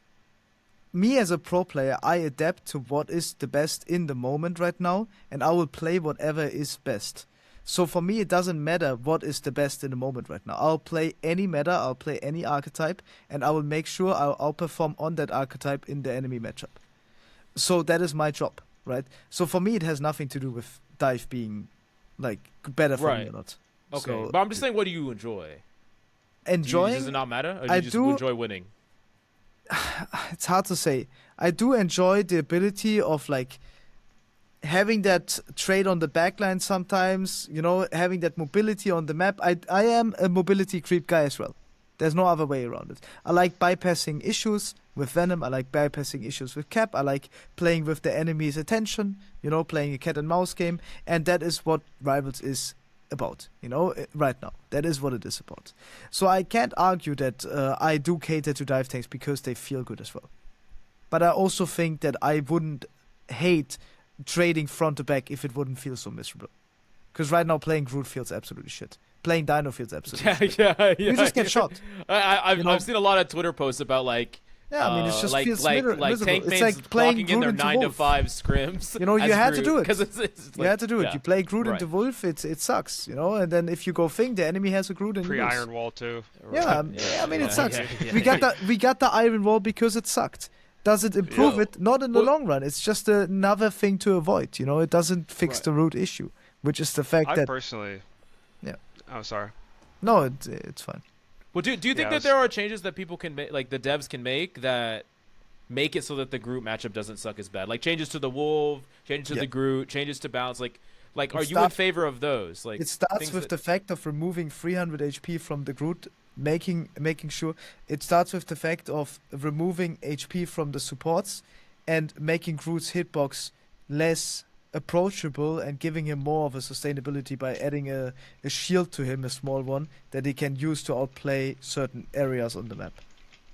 Like it goes back to what I said. I only think if you want to make certain things feel better in the game, and if you want to care about that group of people that care about that, because then we once again talking about what I would want and niche things, right? Which many people don't understand and don't care, right? Which is valid, right? Every player's opinion is in the end of the day valid. It's customer's choice, and people try to cater towards that, and if that is the case, then you need to restructure the game in the way I would see it, obviously. And that would only cater towards a small variety of people, and maybe it would create a new archetype of game that would bring in new players, because it feels different. But maybe not, you know. So right now, as Lyte said, we want to enjoy the rivals we have, and we want to make it better. I can see that, but what is the rivals we have right now? Who can define it? To get to your How core deep does it point, get? like there's things that you would like and that could create a completely different type of game, but you care mostly about the popularity and the health of the game as a whole, right? Yes. So like, and you're willing to just adapt and not change too much about the game if it means the game is doing well, getting Losing a lot of downloads. It's losing its magic in that sense, because if you change the entire game, you will have a completely new game, obviously. Right. So even though that's the game that you would prefer in a vacuum, Yes. it's not necessarily the changes that you would enforce. It's not what I would enforce. What I would want is I would want more people to the game, and I think you can achieve that by making it more popular, by giving certain things that people want. Like, as I said, custom game, giving more opportunities, because I speak a lot about opportunity, right? Opportunities to learn, opportunities to grow, investing into actual good casters, because we don't have them. I'm sorry that I hated a lot of the casters, but investing into good casters that know how to properly analyze, that can give actual value to the people, and even that isn't enough. You need actual pros, former pros, that are deeper connected to the game, that understand the deepness of the game, that understand the level of the importances of the game. Maybe even have Caster's folks like you be able to do that, or like maybe have them during Ignite talk about the game, you know, so the people can actually feel connected to the pro. I mean, what happened in Overwatch will probably happen in Rivals, that eventually ex-pros will be casters, most likely. Yeah, exactly. That will also guaranteed happen. Lyte, you're gonna be a caster. Yeah, we gotta PG up your image a little bit. We gotta keeps working on it. You know, I've been better. I've been a good boy. Yeah. I'm not flaming anybody anymore for the most part. I've kept my head down. I'm focusing on myself. Yeah, trying you would to actually be a improve. sick caster. That would actually be The dope. first two times I came into Lyte's streams, he was on a rant about the same hero. And it was like months apart. You he was said- talking about wait, Jean Grey. Like, you saw that rage bait tweet, right? They were like, I quote the rage tweeted bait- it LeBron James. yeah, bro. Yeah. It's just your Yeah. name. You're Look on at the GIF Rage with Bait LeBron. Hall of Fame. Holy. No, but I think like if people actually like sat down and like watched my streams, they would kind of understand I'm like much more reasonable. And the stuff that I tweet out is like, it's sort of propaganda. Like me saying Black Cat is bad all the time when people ask me, and like bitching about Black Cat when she came out because I was bad at the hero. Like It's like everyone was. you and Like, Raul I knows, knew. like, talking- No, like I knew that she was good, and I'm gonna continue to say that she's bad because I'm biased. I want the character to be strong. It's my favorite playstyle. I like playing melee assassins. It's not a secret, right? Now, does that mean that I can't have like a good opinion about like supports or hit scans or anything like that? No, like everyone is biased towards a certain type of playstyle or thing, but like you can still be like you could still know what's good for the game. Like I'm so down with Black Cat and Daredevil and Dive being nerfed in general, but we have to understand the repercussions of what that means and what that looks like.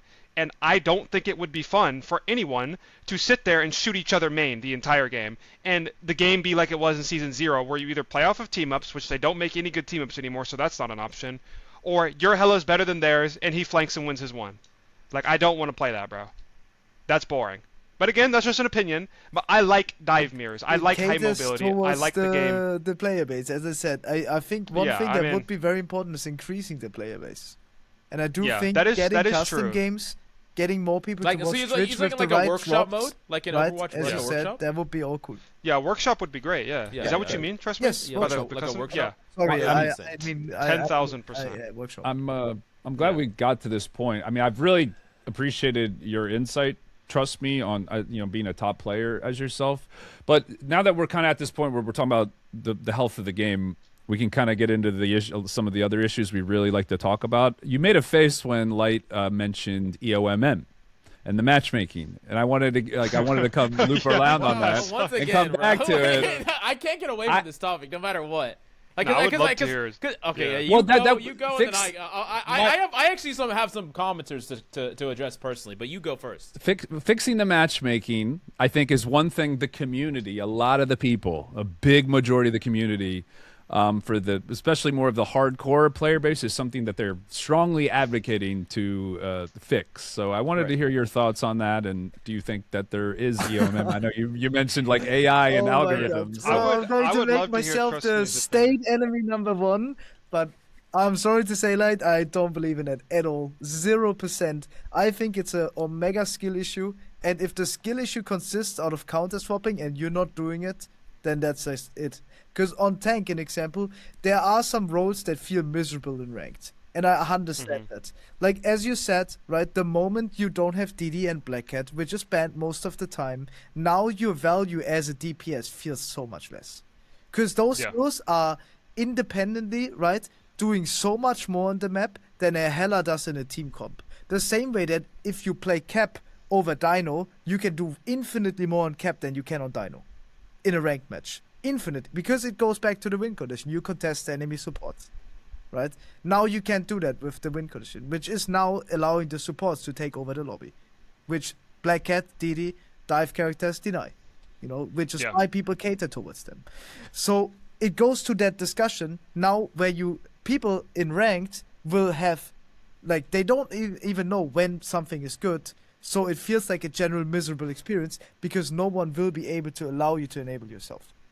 Like, you will not feel good to play if you don't have the right comp around it, and you also, if you don't understand the game deep enough, you don't understand how to enable yourself and your team in that sense. So it doesn't feel good to play in general. So it's not a matchmaking issue, it's literally just a skill issue to that sense, because the experience in Rivals caters to the sense of, like, everything feels playable in the game before, and you just won a game on Mr. Fantastic, and now the enemy is hard counter swapping you on Mr. Fantastic, and everyone can tell you're getting counter swapped on Mr. Fantastic, you're playing complete dogshit hero, and the guy himself will only understand after 5 games because it requires time to learn.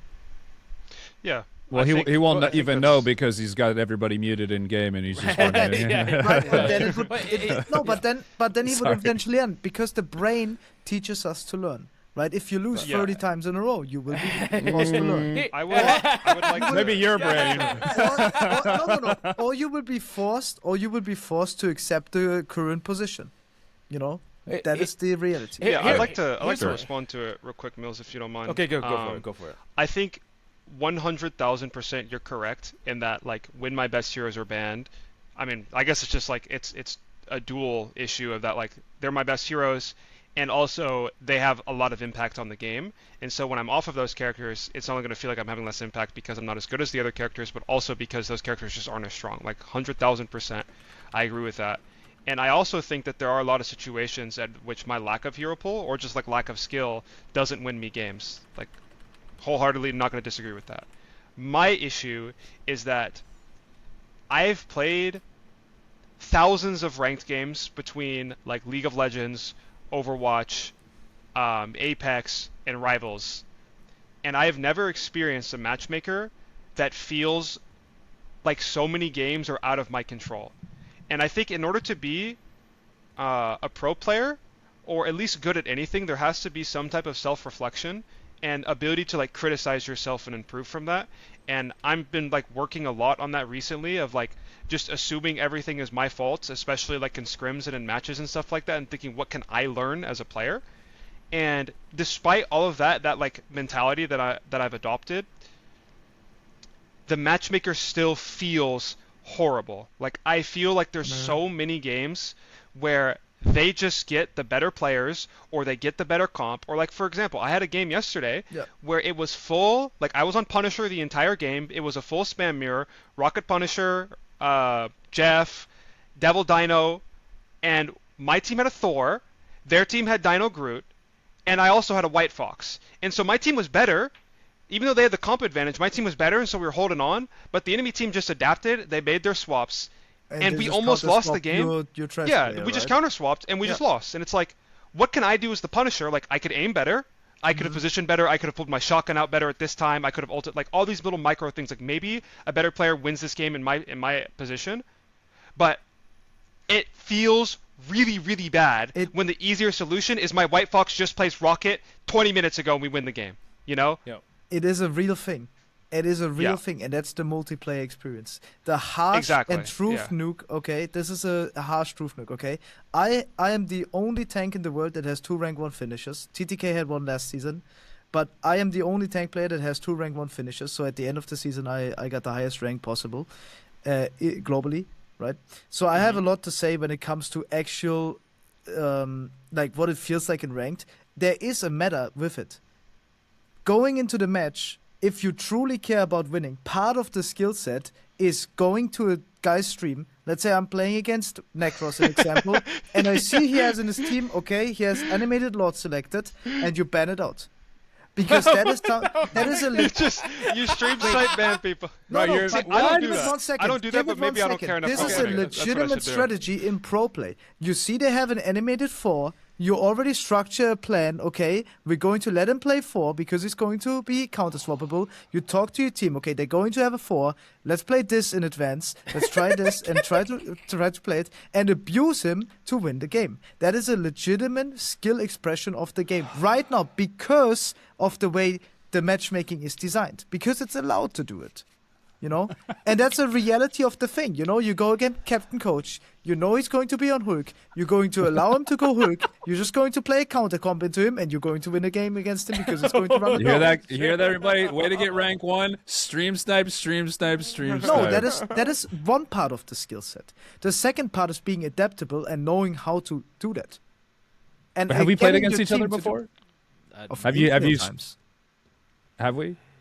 Oh, you and me. I thought me and Lyte. No, sometimes, for sure. Sometimes. Like I always do 5 accounts to top 500 each season. Okay, right? Gotcha. Because I want That's old funny. accounts. I don't want to sit in 40-minute queues on my main account.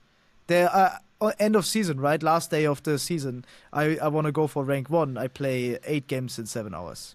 It's there on my stream. People can watch it. So, what are your views on then on like all the tracking sites? Or you must be for that, or is it just like a necessary evil to you? No, it's a necessary thing to do.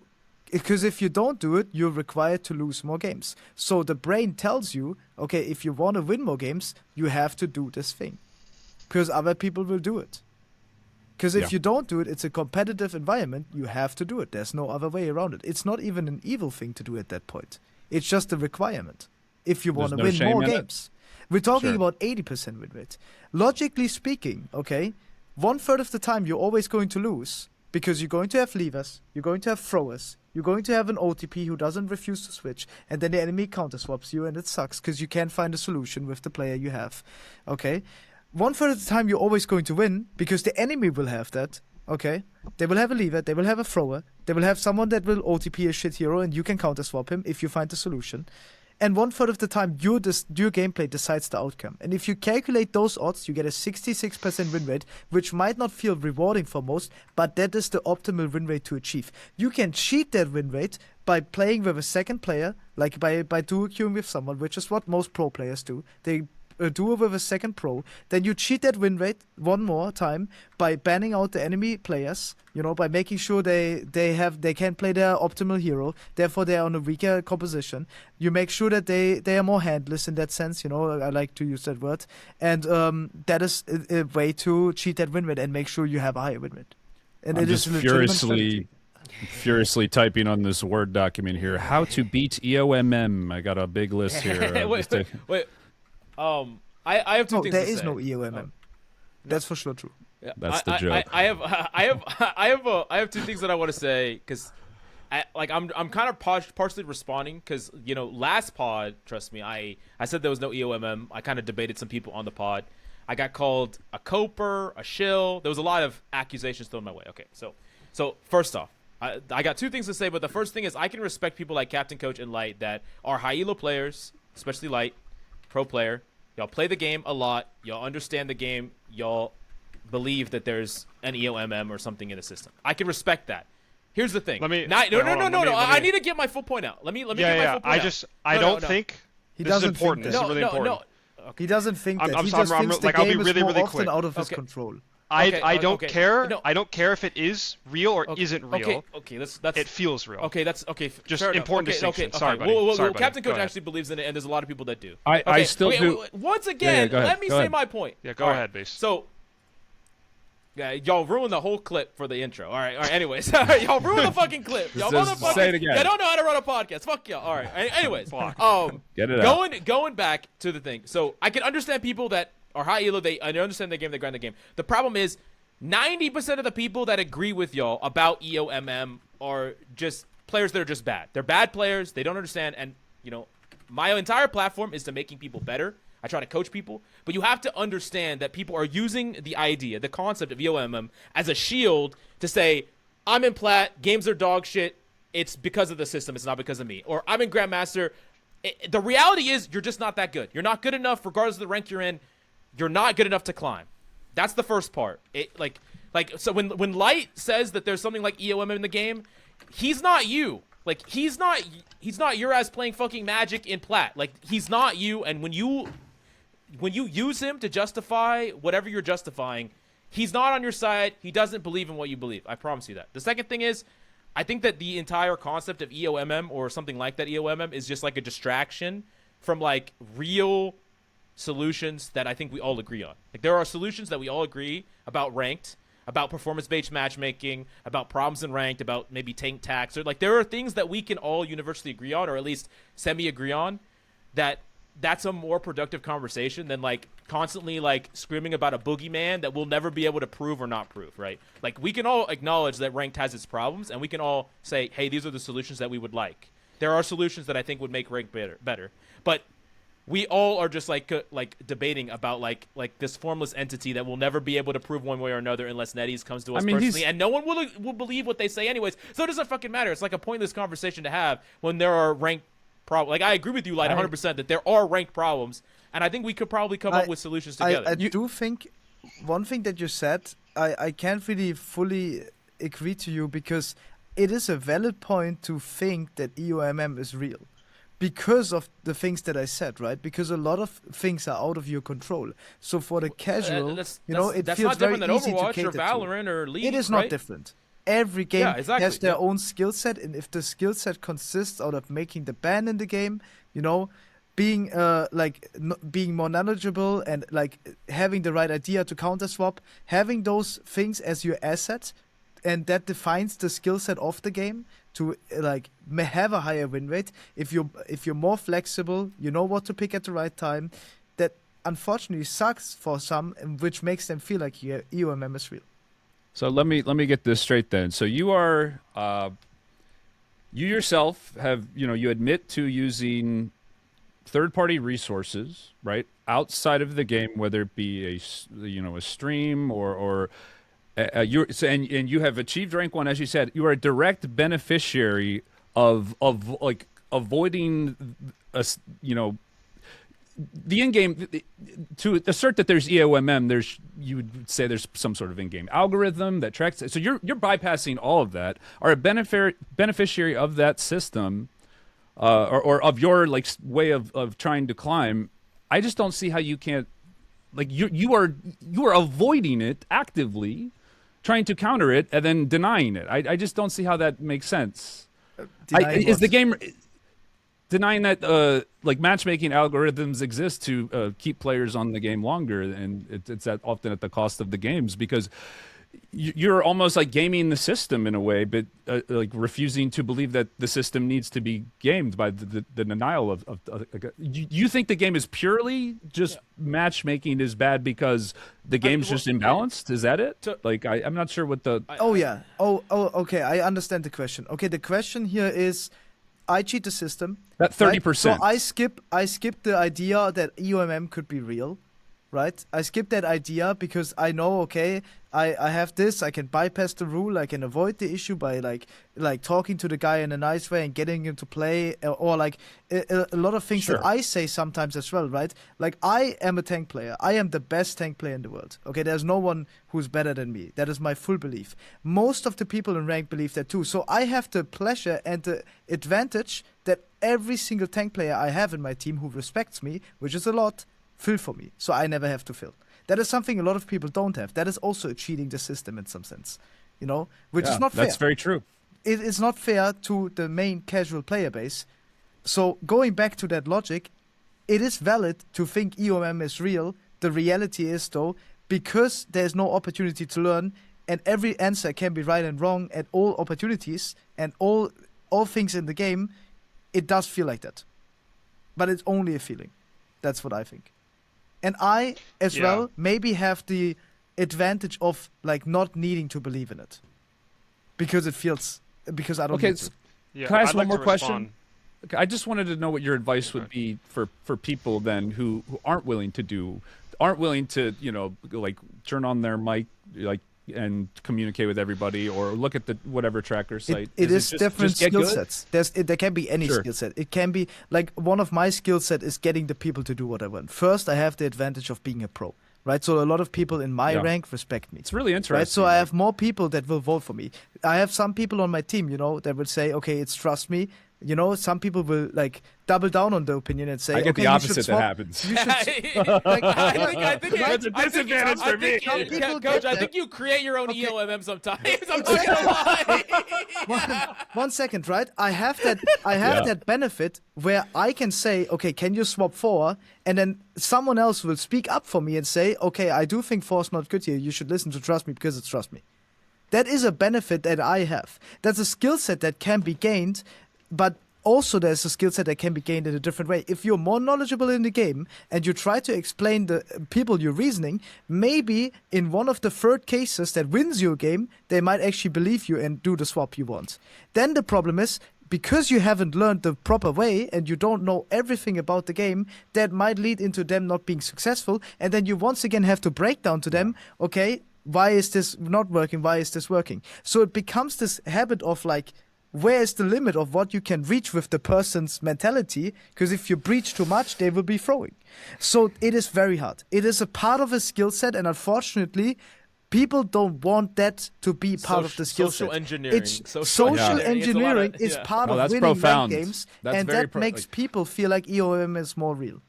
Because social engineering is a big part of winning games. Yeah, I mean, any one person can throw your game. Exactly. It starts. I can't disagree with this. I can't. Like it's. No, it's. Yeah. No. I mean, I'm. Yeah, I'd like to respond. Yeah. Go for it. Yeah, I think like everyone should operate under the assumption that it's not real, because it will lead to the most self-improvement. Now that doesn't take away from the general feeling of like the nature of the matchmaking being terrible, and like why I've been a sponsor of it has been like how do I word it? It's kind of been like propaganda in a sense of like the matchmaker in this game compared to any other game that I've played more consistently feels like it's out of my hands, regardless of the mindset that I adopt. Now, whether or not my perception is actually relevant to the accuracy of EOM's existence doesn't actually matter. I think a lot of people have the similar feeling to where I do, where like a lot more games than other games that they've played in the past feel out of their hands, regardless of the mentality that you approach it from. And I think like a lot of things that they could do to remedy this issue are things like removing double bans, being more harsh on people who are toxic and throwing. Like I know, for example, I don't even bother reporting people. Like I've sent Netties clips of people actively calling me the N-word. Like I have it in 4K. I've sent them clips. Nothing happens ever. Same thing with like cheaters are allowed to cheat on ladder for 8+ hours. Nothing happens. Like I literally had a game thrown 2 days ago. Some guy just threw my game because I was black. Like, you know, like that's not something that like everyone has to deal with, of course. And that doesn't happen all the time. Like that's very rare. But like stuff like that doesn't happen in other games, like at all. If you type anything wrong in League, insta-ban. Like you're just timed out. You can't type in. Like I could tell someone to kill themselves in Fortnite over and over and over again. Just drop the Fortnite part. I can't say that on Twitch, but like, you get what I'm saying. Right. And nothing will happen. And like this type of behavior is like allowed, and like that being harder on like people who are really toxic, throwers, racists, like all this type of stuff will make the experience feel better. And all of that contributes to this feeling that the matchmaker is a miserable experience. That is all true. That is all true, but then the same thing can also be true, which is the problem that who decides who's a thrower? At what point someone is throwing? And that's where it actually becomes... That is true. Let me clarify once on that, again, where the opportunity to learn is just too tight. Yes. I'm talking about the people who pick Spider-Man and actively run off the map. Like, very, very clear, it's subjective, this person's throwing the game, not bad play. Okay. Right. But I mean, those people would very quickly probably turn into something that's more akin to soft throwing the second the rules change, you know? It's hard. Yeah, I mean, maybe, but that's a de-incentive for them. Like, that's like annoying. Like, they'd rather just get the game over with fast. Right. No, but if I agree. They should do it. Like 100%. Balance. Yeah, like I literally like, bro, every single day I'll drop 10, 20 games around there if we're not scrimming more because I get to play more, and like at least 5 of the 20 games I'll play, someone will pick Angela and speed blitz off the map. Like, you know, like... Right. Or we'll just win the game in 5 minutes, or we'll lose in 5 minutes. And those are the types of games, trust me, where it's like... I get it. I want to have this mentality. But what is the limit? Because I will tell you something. I have thrown lots of games over the past of the year. Have I done so that many times? Probably not more than anyone else. Okay? I am one of the most consistent players when it comes to rank. I know a lot of pros that throw a lot of ranked games. But do they do it less consistent than other people? For sure. Can you argue from a professional opinion, if I play with Captain Coach and he's on Hulk and he's not playing the way I want, he's not enabling the team, he's consistently making sure we have less resources in the fight by the way he plays, is that actively throwing the game? Probably, in my opinion, it is. So that is the point that I can validly argue from, because I have a different perspective of the game. Now that becomes complicated once more if you look at it from all the perspective, because how do you judge it properly? Because everyone has a different approach to judging. I have to use you as an example here because I see that you have a Hulk profile picture. Okay, listen. Listen, bro, this is nothing personal. We get the point. One of the things I think I don't know if y'all agree with or not, but I think that Rivals doesn't treat its competitive format all that competitive. Like they don't really hold people to high standards. I mean, you talk about, like, I'm not going to lie to you, like, there's a ton of pros that just throw games with no penalty. Nothing. And we've seen, like, even in Overwatch, we saw very strict penalties for players that would throw or do things. Like, there were players that, when they said, keep yourself safe, and they got fucking banned in pro matches because they said that. Or they get fined. Or they get banned from throwing games. Like, they get actual penalties that they actually care about, but, like, it doesn't really feel like competitive oftentimes is actually competitive. It feels like Quick Play Plus. Yeah, it doesn't feel like competitive. I can't imagine. Bro, you could pick Spider-Man on any pro team, run off the map 50 times. If you do that in Overwatch, you're getting fined $1,000. Yeah, or you're getting banned in the next Ignite tournament because, like, why aren't pros held to, like, a standard that... That's what I'm talking about, like, but it's not just pros. Like, everyone should be held to this standard. Like, you have to try. You have to, at the very least, try. You can't just... It's not a matter of like how is this person. It's not a matter of like how is this person using their cooldowns? Are they throwing the game based on this metric? Blah blah blah. Like this is like very clear. It is super this person valid. is running it. It is super valid. The thing is, I go back to it, right? Pros will do it less frequently, but of course they should be role models. right? Because Yeah, you 100%. you underestimate how many people throw, right? And as I said, the defining term of throwing can lead to different outcomes. As I said, throwing, in my opinion, already means I have a 4 OTP, and when I tell him to switch, he's not switching, he's throwing, in my opinion. I will report him. That is something. I mean, that is my fucking mentality line that where I draw it. Now the question is, where do people actually will, as you said, right? Where is the line for pro players to, like, where's the line for pro players? Because one bad game for one pro player, now it can be, we have infinite pro players in the scene, right? I mean, Most of the pro players play for full passion. I am one of the fortunate one that don't even make that much money, but I make enough to have a living, okay? Most of the pros, or all of the pros, don't make more than 5K. 5K is the salary that one team only makes. Most of the teams make 3K less, or like not even, right? Only the top 16 teams make more than 2K. I don't know how much you make, Lyte, but I'm going to. I mean, I probably know.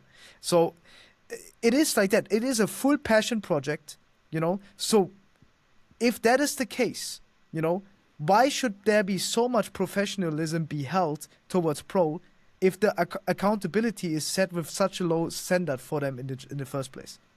If there's not all enough I'm saying, there's someone that will take your spot that's more professional if you're not. I'm it's just kind saying, of the sacrifice that we have to make. Yeah, it's a passion it's a anyway, competitive- right? Yeah, like even though like we don't make like, you know, crazy amount of money, like you're gonna make way more money doing anything with your life, or being a content creator. Yeah. But it's not about the money for most of it. I know it's not like that for me. Like I make, it's not a secret that Nightmare would pay less than Navi, or that like I make less from pro play than you do, especially with like your tournament winnings and stuff like that. It's like I do it because I have a very, very strong passion as a competitor, and I like really believe in myself that if I grind hard enough and work hard enough, I can be successful.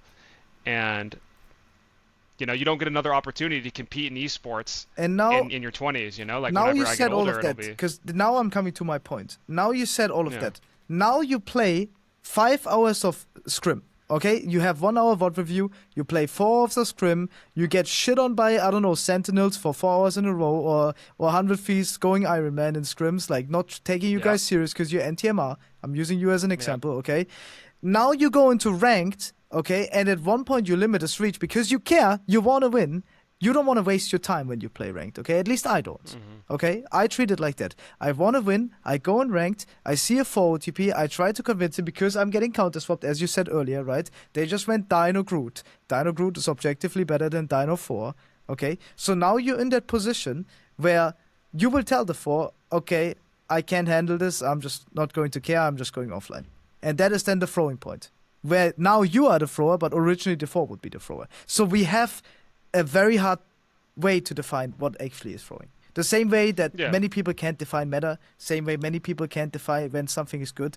The variety, you know, the bans, the networking Right. that leads into it, what Yeah. makes throwing, what doesn't make throwing, the breach of the mentality you can take people to, you know, by asking them, okay, can you swap? And like if you ask too harshly, they will throw. Like all of that caters to that, and it sucks. That is Yeah, that I is don't the think sucking anybody part. disagrees Well, with you, bro. I think we agree, but I think we're running into Yeah. the same thing about like debating about EOMM in the clouds. It's like let's find what we agree. Like let's find the things that we all can agree on instead of like I do agree with you that that's really a gray area, like the throwing and the pros and stuff like that.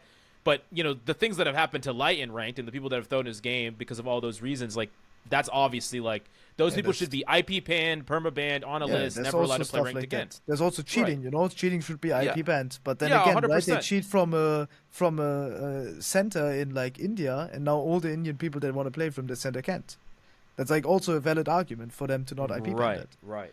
So I mean, it's yeah. there's like multiple problems connected to certain stuff. Yeah, I don't think anyone disagrees with you. Trust me on like throwing being obscure and like how do you define that. I think that there are very clear cases, and those are the ones that we should focus and isolate in on. But I do think that everyone in this call and everyone in the community can agree that stuff like double bans has to go. It's so like frustrating. harsher punishments on people who are super toxic or like objectively running off the map. 50 deaths per 10 on Spider-Man. Like, it should be That like a has to 3 go. strikes. Like if you say like very offensive things like more than 3 times, you should just lose for a year. You can't talk in comms for a year. I don't care. Yeah. Like if you're not going to say anything, just make that's it very hard. Yeah, right. Like if you're a pro player and you're caught like running off the map 50 times, like it's not up for interpretation. Like you just are fined, you know, like make it like Overwatch. I think that'd be very, very good. All the other stuff where you could argue like the more obscure the system is plotted against you and forcing you to lose, like all that other stuff. It doesn't matter if that's the case or not. Like if you're a good enough player, you can get to a high rank like Trqstme, like Saipe. I'm sure there's like a ton of other players who are, like Stravery, for example. I'm pretty sure he's rank 1 right now, and when he was playing before, he was always high rank. Like Tap back in the day as well, he had a bunch of accounts top 10 too. So like you can definitely overcome it.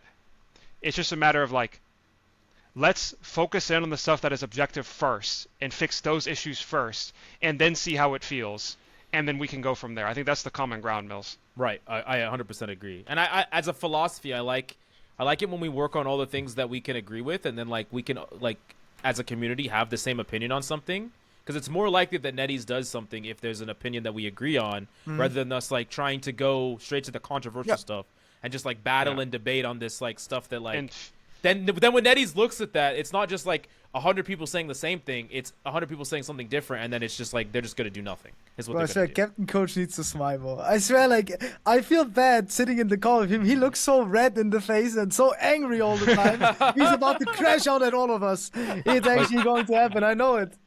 I swear he needs a different filter or a different lighting or something. No way, this is the real face. This is legit Hulk in real life. It's part of the. It's his brand. Okay. It's not only brand. Hulk in game. It's also Hulk in real life. Yeah, Look at him. It's his brand. It's his. Really? Well, I do think it's fluid. Like I agree. Okay.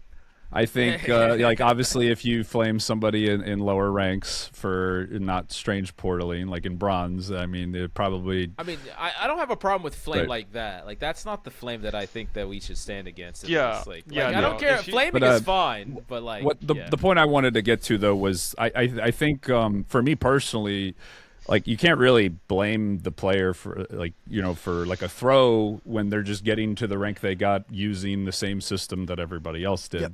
So and that comes back to just like balance, which we already kind of went over, and like making things more skill expressive. So I think like we agree on definitely a lot of things. Do you think the game's too rock paper scissors? Trust me. Do you think it's too rock paper scissors where it's just like if you have that many bands, then the game becomes very rock paper scissors. Yes. Because as I said, right, the skill set is legitimate, and the one way to avoid double bans in general is to stream snipe the opponent in their ban phase. That is one way to bypass that problem. And it becomes part of the skill set, unfortunately. If you don't do it, now the opponent will have a natural advantage. Will it outweigh the entire match? No, it's like 5% of it. But the 5% stacks up in every area you have it. 5% can be anywhere, in the matchup, in the draft, what you play, where you play, how you act, to your team. All of these little things can stack up percentages. And then it will result in an outcome that will be either favorable or less favorable, depending on the rule I said earlier, right, with the 66%. Or like 1/3 of the time you always lose, 1/3 of the time or you always win, and 1/3 of the time you decide the outcome with your performance.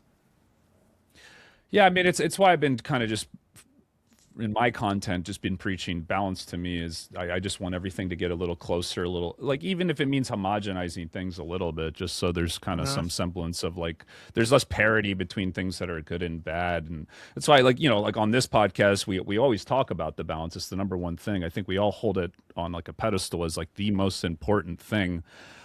And I'm just in my head I just can't stop thinking about Rocket as like the buffs he got.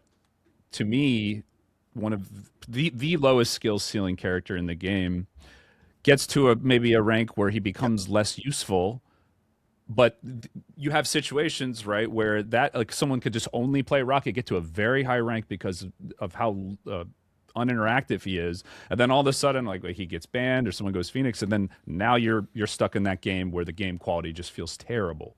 And I think if they could figure out ways to just tone that down a little bit instead of going in the opposite direction, to me that's what I'm looking for the game's future when we talk about like balance.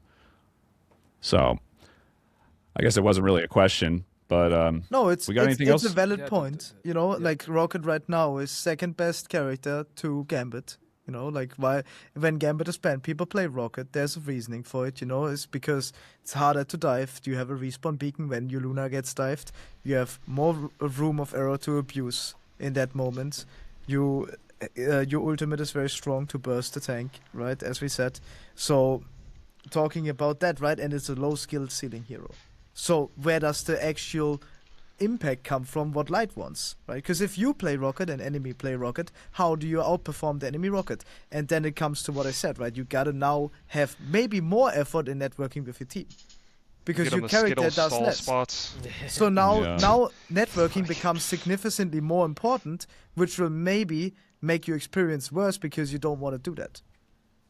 When now it becomes more important, if you play a different hero or you have Black Cat and Didi open, now networking and being more flexible might not be that big of an issue because you can avoid that step because you have a different win condition now, you know? So that actually becomes less of a skill set now.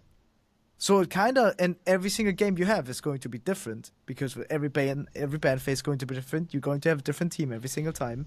You're going to have different players. You're going to play in a different matchup. And now everyone has to act accordingly in the right situation to make it working. And it's going to be very hard. That's what it is. So the overall ranked experience feels bad because of that reason. Because no one has opportunities to learn. Because you can only learn with what you have at hand right now. And if you use other people to learn from, their opinions is going to be different than what you have. Like as I said, right, most of the people right now listening, and as I said, one skill set is stream sniping the opponent, you know, in the ban phase.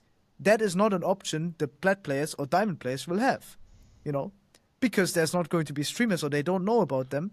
They don't know about the way how to counter swap people. So you have to have some kind of different skill set in each rank as well. And like as I said as well, you also don't have the opportunity of telling people to swap, and people will like agree with you and say, "Okay, you trust me, I will swap. I'll like tell this guy to swap as well, you know, and get on the same page with him." That is something you guys don't have. So that you have to have a new different skill set, and like maybe networking becomes even more important, and knowing how to talk to people psychological wise. As hard as it sounds, that is part of the skill set at that point. If you play Rocket. Because what big of a difference can you make to the enemy Rocket if it's not about placing the res beacon better, placing the ultimate better, or like having a better lineup for your right click? And most of the skill ceiling is just not going to be in your control, and that's fine. Now, is that I'm gonna bring it all around here? Is that form of balancing a game viable for a long-term competitive esports scene? That totally depends on what the community wants. Right now, the community, as I said, I made a tweet. I had so many death threats. It's insane. Like, I can't believe... I haven't even got death threats on my tweets. I got them, right? Not because yet. they said, No, I'm you're kidding. shit I'm pro, kidding. you know? You're shit pro. Your opinion doesn't matter. And I said Dino is unhealthy for the longevity of the game, right? I said it in day one, right? It was I retweeted it. unfortunate I was timing. engagement baiting, but right? yeah. No, it wasn't engagement no. baiting. It was my general opinion. No. I responded to you with an engagement. Oh, okay. No, I'm saying, right? It happened. He shows it. There you go. That is a different tweet though. That's the wrong one. That's I the did wrong get the one. wrong Yeah, one. it was an I'm sorry. No, what I was referring to, right, is that I said Dino wasn't playable in a playbase. It's a low skill effort hero. It makes the gameplay very miserable because it's not up for you to decide. And as I said, most of the games I win is not because I picked Dino and I outperform the enemy Dino. It's because I make the team work better than the enemy team because I have better networking skills when I play the Dino.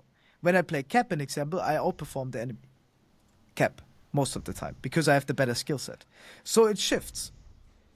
The dynamic shifts to some extent, and that is part of the skill set. What makes a player better is the consistency in understanding when what is important. And that balance might not be healthy for the longevity of the game, but right now the players want a casual community, so it is what Lyte also said. Characters that are harder to play should be better in the game. And I agree to that take as well. If you want a longer longevity game, characters that are easy to play shouldn't be better than characters that are harder to play. Just because I also value skill set in the game and being better on the characters you play more valuable than networking in the game. And as I said, if you play Rocket versus Rocket, most of the skill set comes outside of the game.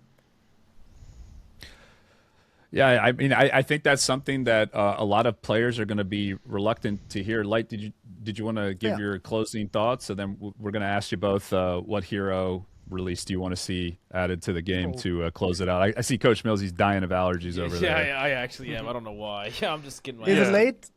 I swear this is going on for very long, but it's good. No, I just have bad allergies to whatever. I don't know, the air. No, I get it. No, it's just great to have common ground on a bunch of stuff. Yeah, I mean, I think it was a good conversation and a good talk overall. I don't want it to stretch it too long. I also know that I took a lot of time, and I maybe have overspoken to a lot of you guys, and I want to apologize for that.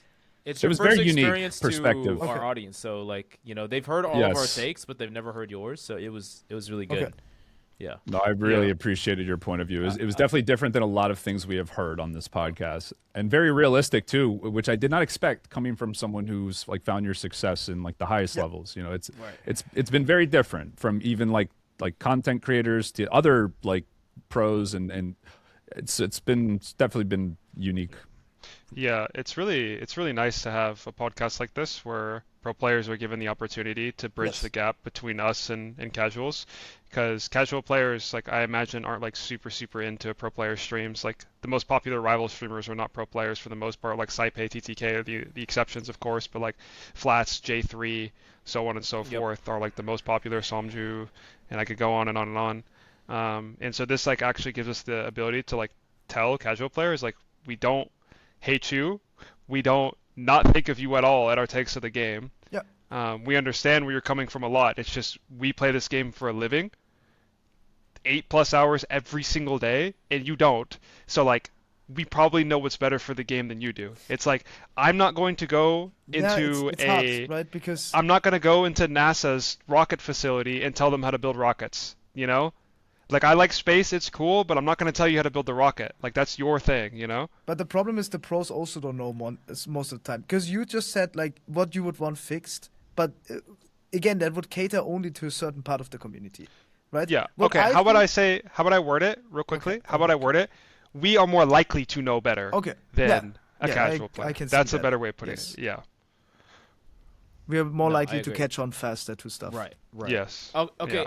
I know, Captain, because you said that we wanted to ask them about what hero they want in the game, but I actually wanted to ask something similar. I wanted to ask Trqstme and Lyte, and I think I might have already asked you this, but I'm asking you again.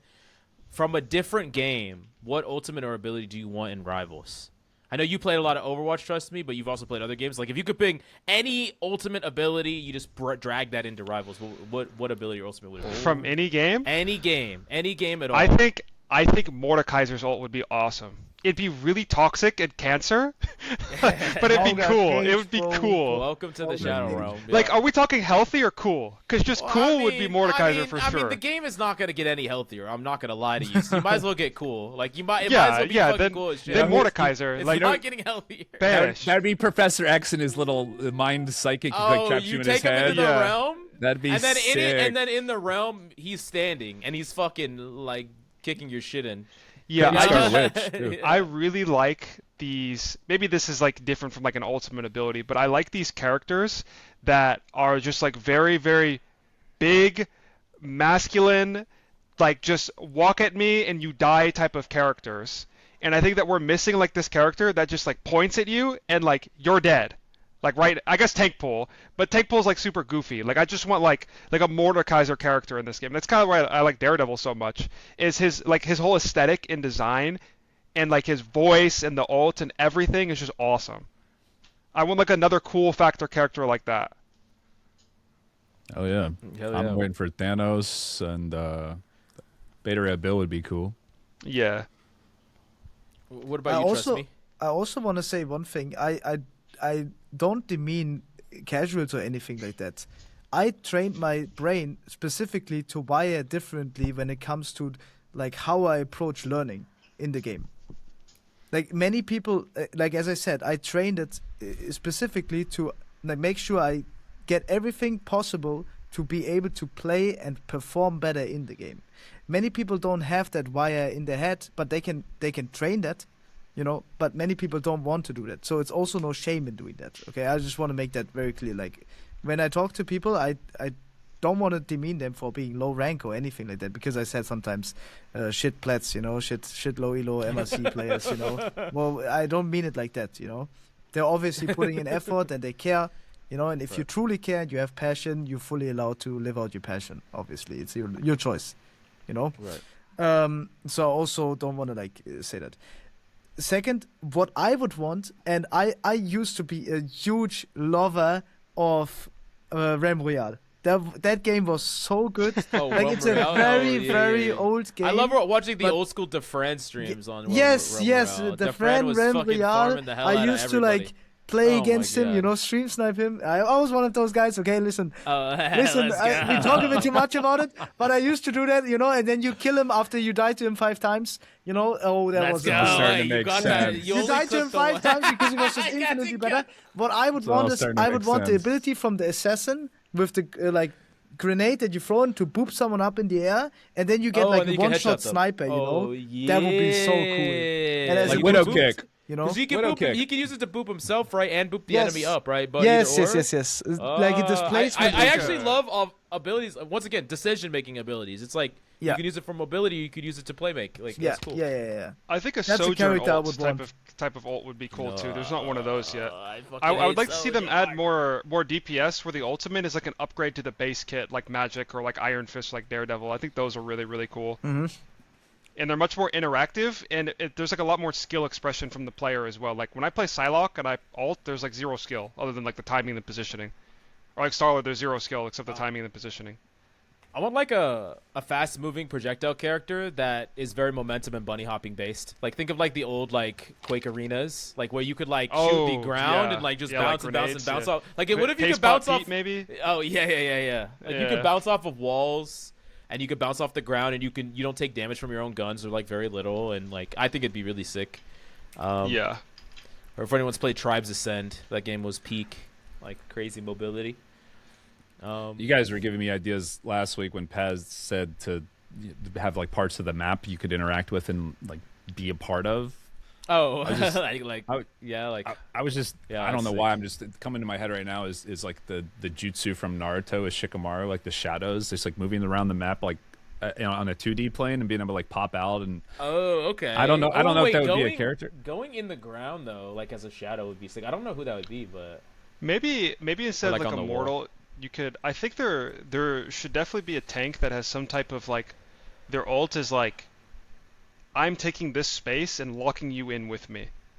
So a Camille or what's Jarvan. the Jarvan, or what's her name? Aura, Oriella. You could also trap. Aurora, you could Aurora. Trap a support, and if they want to commit the support ult to keep themselves alive, they're not protecting their team. But you're out of the fight too. You jump on them, you ult them. The ult pushes everyone else away, out of the radius. Let's say a 20-meter push. And then it creates a field where there's a barrier, and in order to do anything, you have to go into the barrier. But it's a Su ult, and when you go into it, you're slowed, and you can't be shot from outside. And it's just you and the tank. What if when you go into it, you can't leave? Or something like that. Any type of dome type of mechanic like that. I think this game is missing. Please just don't make it cool. Doorman ult though. Don't make it Doorman. Doorman is the Doorman. corniest. Yeah, it is just the corniest piece of garbage of all time. No one likes Doorman. I started playing Deadlock, by the way. Wait, Yeah. I wonder if you could guess my main. I don't. It's high skill ceiling. Okay, so it's not Abrams. It's not Mokrill. Nah, Thank God. Nah. Is it that type of bruiser type of character? Well, yeah, I guess now, you kind of build him that way. Yeah. Oh, I haven't played Deadlock in months since the build changed. Let me guess though. Yeah, guess. So it's not Shiv. No, it is Shiv. Yeah, It is Shiv. yeah. Okay, that was gonna be my next. That was a good guess. Good guess. Yeah. Yeah, I'm obsessed. I love Shiv. I'm not crazy about Deadlock, but you were one of the people who were talking about it and kind of convinced me to give it a try, and then I probably have over 100 games on it now. So it's definitely a different flavor. I don't like MOBAs. I don't know. My brain is I need dopamine now. I like the faster pace of the games. I like the constant team fights. MOBAs are just you have to constantly build up your power every game. If someone else misplays somewhere, you're punished harder because they're you could basically create a monster on the other side of the map, and then regardless of how you played your lane, he just comes over and just puts you in a coffin in like a body bag, and it's like, all right, we lost. But This is a nice thing about rivals. Yeah. But trust me, where can people come and support you if they want to watch your content, if they want to follow your streams or your content? What do you want to promote? I mean, well, I don't know.